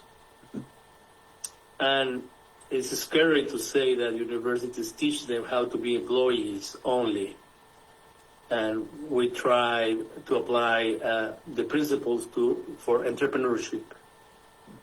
So, and I still do that. I have a small ranch outside Guadalajara, and we bring students to learn the principles, applying some of them in agricultural or working, doing something with their bodies, and doing teamwork, masterminds, all of these kind of things. So I think we have found a great way to teach the principles. That's what I do. That's excellent. Yes. So Alejandro was already in this environment, and he took advantage of that environment and the university setting and found a group of people that he could teach. So what's around you, what's close, what's nearby you, who do you want to affect? Any students have any questions about the community project? Now, the only thing that has a deadline is the exam. Everything else, flexible. Your service project, your lesson on one of the principles of success, you can take your time. Some students take 6 months, some take 1 year, some take 2 years. So don't feel like, you're going to be out of the loop because you haven't finished by the end of the year or anything like that, okay? So, Lana, did you want to say something? Can't hear you. Can you hear me now? Okay. I was just chiming in about higher education because I too work at the university. And we see a lot of students that they're equipped with theory and they're equipped with resources and knowledge. But the one thing that's really missing is application that I see, and it's those soft skills in terms of what does the individual need internally to be able to go out and practice externally. So I see that a whole lot with higher ed. So I'm so glad that, there's beginning to be some migration into that. And I think, again, in terms of high school, I think the earlier it starts, the better off, students are. If there are dual enrollment classes or orientation classes or anything like that, whereby, you can catch a student earlier before too many bad habits are set into place, then I think that's, where we need to strive to help our young people, which in turn helps our future. So Very good. that's just my 2 cents. I'm just throwing it out there. 2 cents, hey, it's better than 50 cents. Yeah. But any of the new students, you have any questions about the projects or anything else, feel free to chime in because we're the last 5 minutes or so. I heard something. It was very nice to see all the new students here. Jamie has a question. Jamie and Shannon and Yitzi and Laura Lee, Ravin, Penny. Ariel. Juan. Jamie, I think, has a question. Sure, go ahead. I heard somebody, I don't know if it was Frank or somebody, said something about they renewed their certification. Is it something that needs to be renewed after a certain amount of time? No, actually, it used to be a stipulation, but not anymore. So it's that's not something to worry about. And do people usually, like what Kim was talking about, go on to just continue to help the community as needed? Yeah, there's a lot of opportunities. Like I said, we will invite you. You're invited, once you're certified, you're invited to write an article on one of the principles, and you get exposure that way as a certified instructor. So, you stay in the community. You're welcome to come to the certification classes. But I highly, and please take this to heart. Each one, bring one.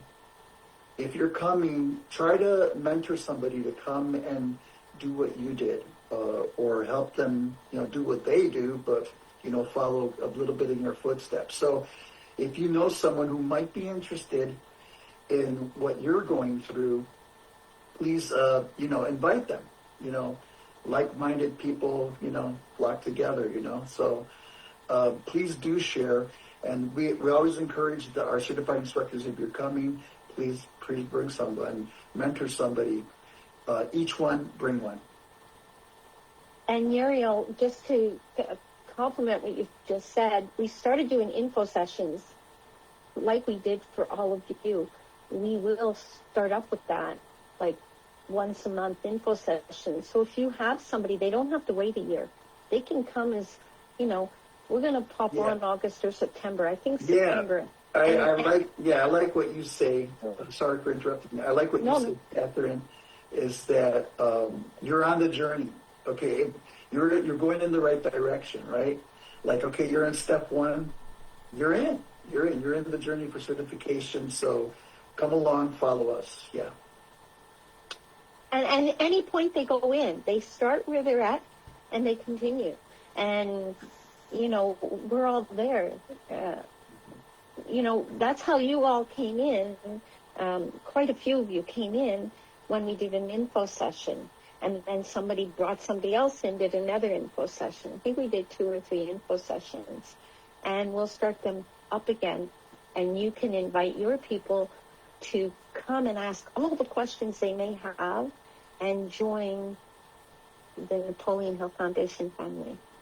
And, I'm very excited about what's coming and what everybody's doing here.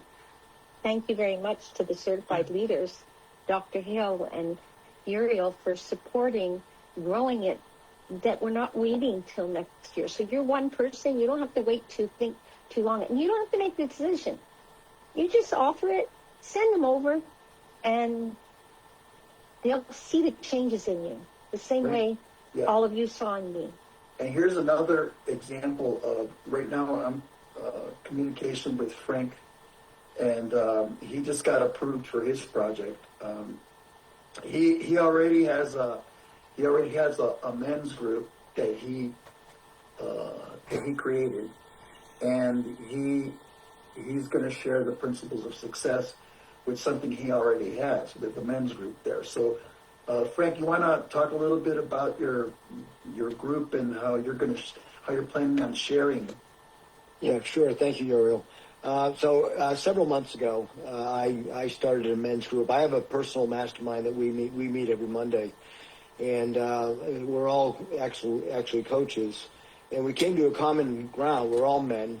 And we came to a common ground that we thought probably one of the biggest things our world needs is better men.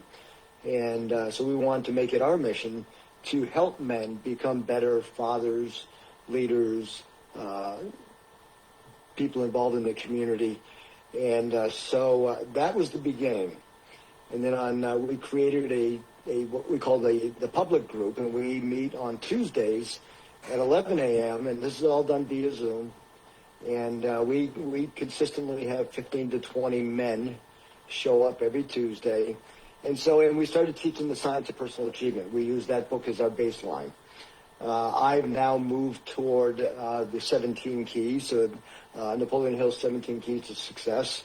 I'm actually creating, Uriel, you don't know this, I'm creating a lesson plan for each one of the 17 keys, and I'm putting them together in a format so that I can give a day, a half day, a full day, or a 2-day seminar using those PowerPoints. And I've got them all broken up individually. So if I'm just going to pull 2 or 3 of the principles, I can do that. So this is just a project that I was working on before I began my certification. So when Uriel threw at me that I had to do community service, I said, okay, I think I'm already doing this. And I waited a week before I asked you send the email. I said, this is what I'm already doing. Does this qualify? And to my gratitude, he said, yes, you can do that. And he gave me some guidelines to follow, so I'll be doing that.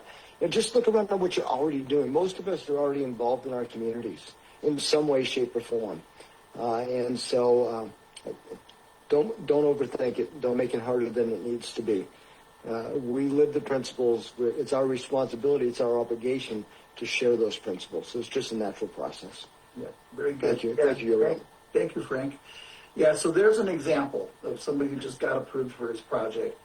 But just to know, I don't always approve something that's already going on, but his was approved. Okay, so I have to see what you plan to do, and who the group is and stuff. So I have to look at your ideas and also see who you're going to be sharing. So that's a good point to make. Good point to consider. Okay.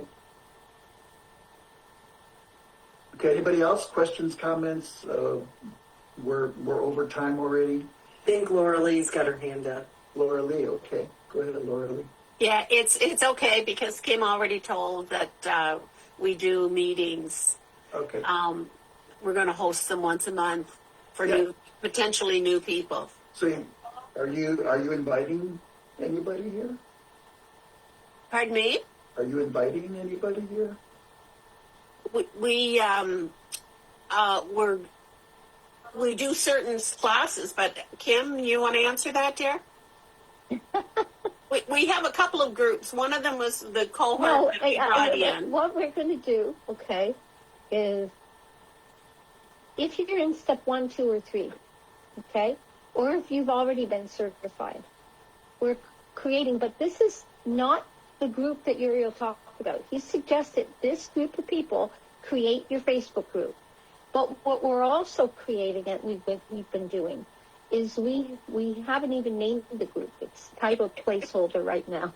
But what we have been doing, it's really the foundations group that we've been working with, and it's a group of 13 people that have signed up for step 1, 2, and 3, step 2, or step 3.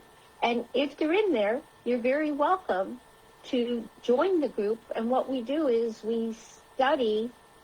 This is not your certification, but what we do is study the principles on Mondays and Saturdays, depending what step you're in, step 1, 2, or 3, just so that you have, we do it together so that you're not alone.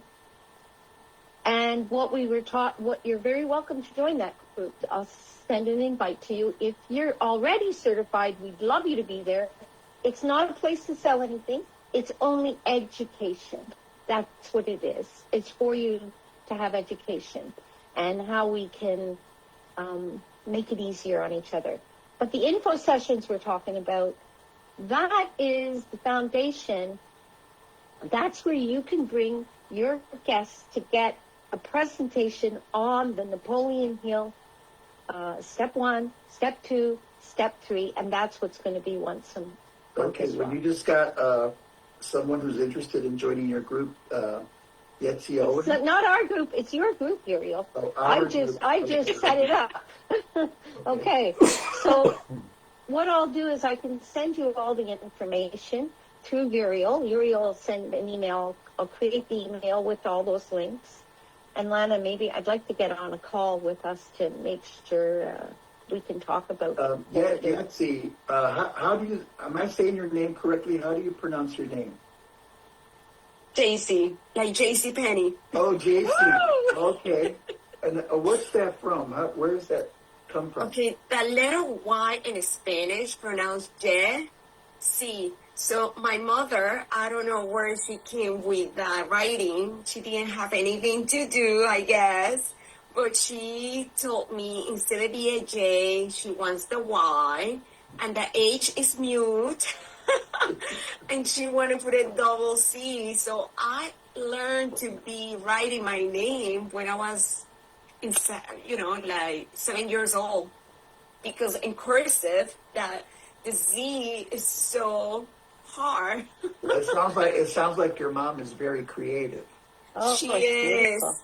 I love it because it's so unique. Yes. Yeah. And actually, my name gives me that opportunity to interact with people because they always ask, where the name is coming from, Yeah. So that is like an open door for me to be, it's about my name. Yeah, thank you. Yeah.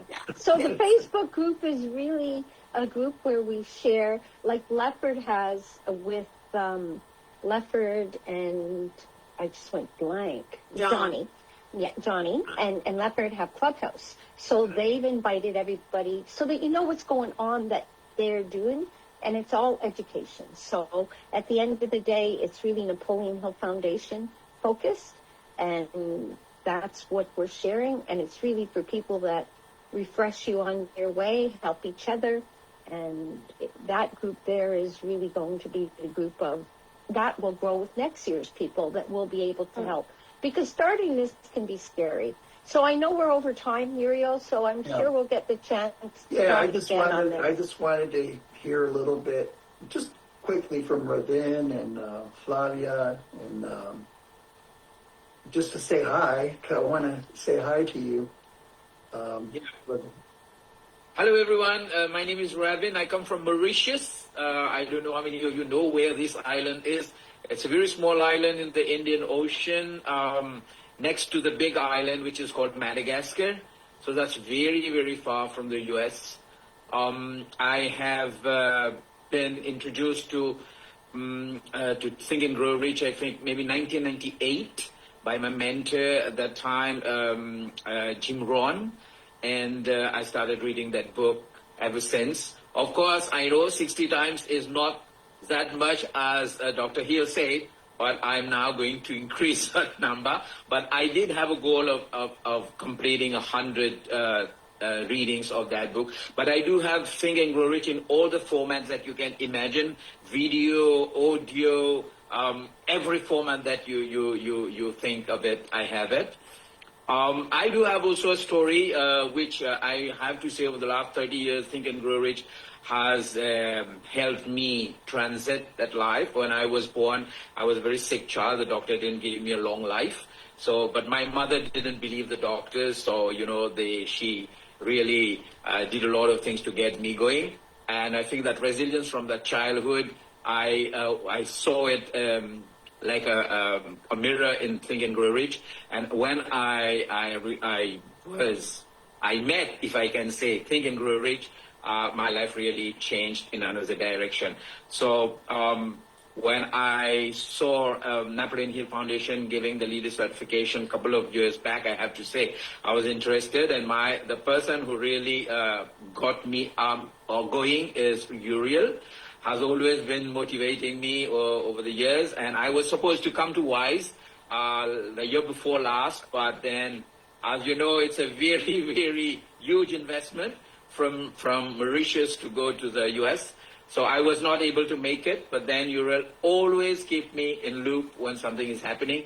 So he got me this one, said, Raven, we are meeting on the 10th, 11th, can you make it? But this mail went to junk, and I found it only on the eve of this. So I wrote to him, and when I was writing, I think it was 4 a.m. in the morning where he was, but he still responded to me an hour before and say, of course, we will be more than happy to have you. So I have been silent because I think I've been overwhelmed with so much of learning. I didn't expect to meet the grandson of Napoleon, and that got me really very much overwhelmed. I think that's a story that I'm going to tell to my audience here in Mauritius. I'm the first Mauritian I think that is going to be certified. I'm quite proud of it because I've always started a lot of things. Because of the resilience that I had in my life, I've started a lot of things in my country so that I've opened the doors for other people to follow. I am the first certified speaking professional of my island. There are only about 800 in the world, so I'm one of them. I'm a very resilient guy. I'm a student. I think I'm going to die a student, and I love learning. So being here has been a blessing for me. So I thank every one of you, all our instructors or facilitators or friends. And Uriel, I cannot thank you enough. Thank you so much for getting me in here. I'm very excited, and I'm looking forward to complete all the work so that I'm certified and I can give back to my community. I give a lot. I do a lot of freebies. I have my own training institution, so I give a lot of freebies to my community. But this program, I really want to give it back. But definitely, I need to be certified first before I can do that. So thank you very much. Yeah, loving it to be part of this community. I'm glad you're with the journey with us, and it's so good to have you with us. And I'm very glad that you were able to join us. Anybody else want to say before we go? We're gonna, our bus broke and we have no transmission, so the only way home is there's no place like home. No place like home. There's no place like home. So once we start that mantra, we're going to be home. So, if anybody else, Well, what is the deadline for the exam again? I didn't write it down. September and the number 17. September 17th. September 17. And when do we find out our mentors after that? Yeah, you can find out your mentors in your own timeline. Yeah. Okay. No rush on that. And wait, are you going to send the link for that exam? Yeah, Alan will be sending you the exam and the book. Yeah. So thank you, everyone. Thank you, Dr. Hill. Thank you, Catherine. Thank you all certified instructors. Lana, thank you, Alan, Alejandro. Thank you for joining us, Jared and Flavia. Thank you for joining us, Shannon. Thank you very much. So all together now, there's no place like home. All right. No place like home. Great evening, everyone. Thank No you. place like home. Have a good evening. Thank you so much, Uriel. Thank you so much. Thank you. Bye. See you Bye. soon. Bye, Frank. Bye. Take care. Thank you. Bye-bye, everyone. Bye. Bye-bye. There's no place like home. No place like home. I don't like that. That's goodbye. See you later. It's not goodbye. I'll be It's no back. place I'll like be home. back sometime soon. Well, October. Okay. There's no place like home. Okay. Fuck you. Bye. Thank you, Lana. See you later. Thank you, Take Lana. care. Thank Thank you. you. Thank you. Thank you. Thank you. Miss you Take guys. care, Miss you guys. Uriel. Yeah. We'll miss you. All right. All right. Take care. Thank you, Lana. Sure thing. Record.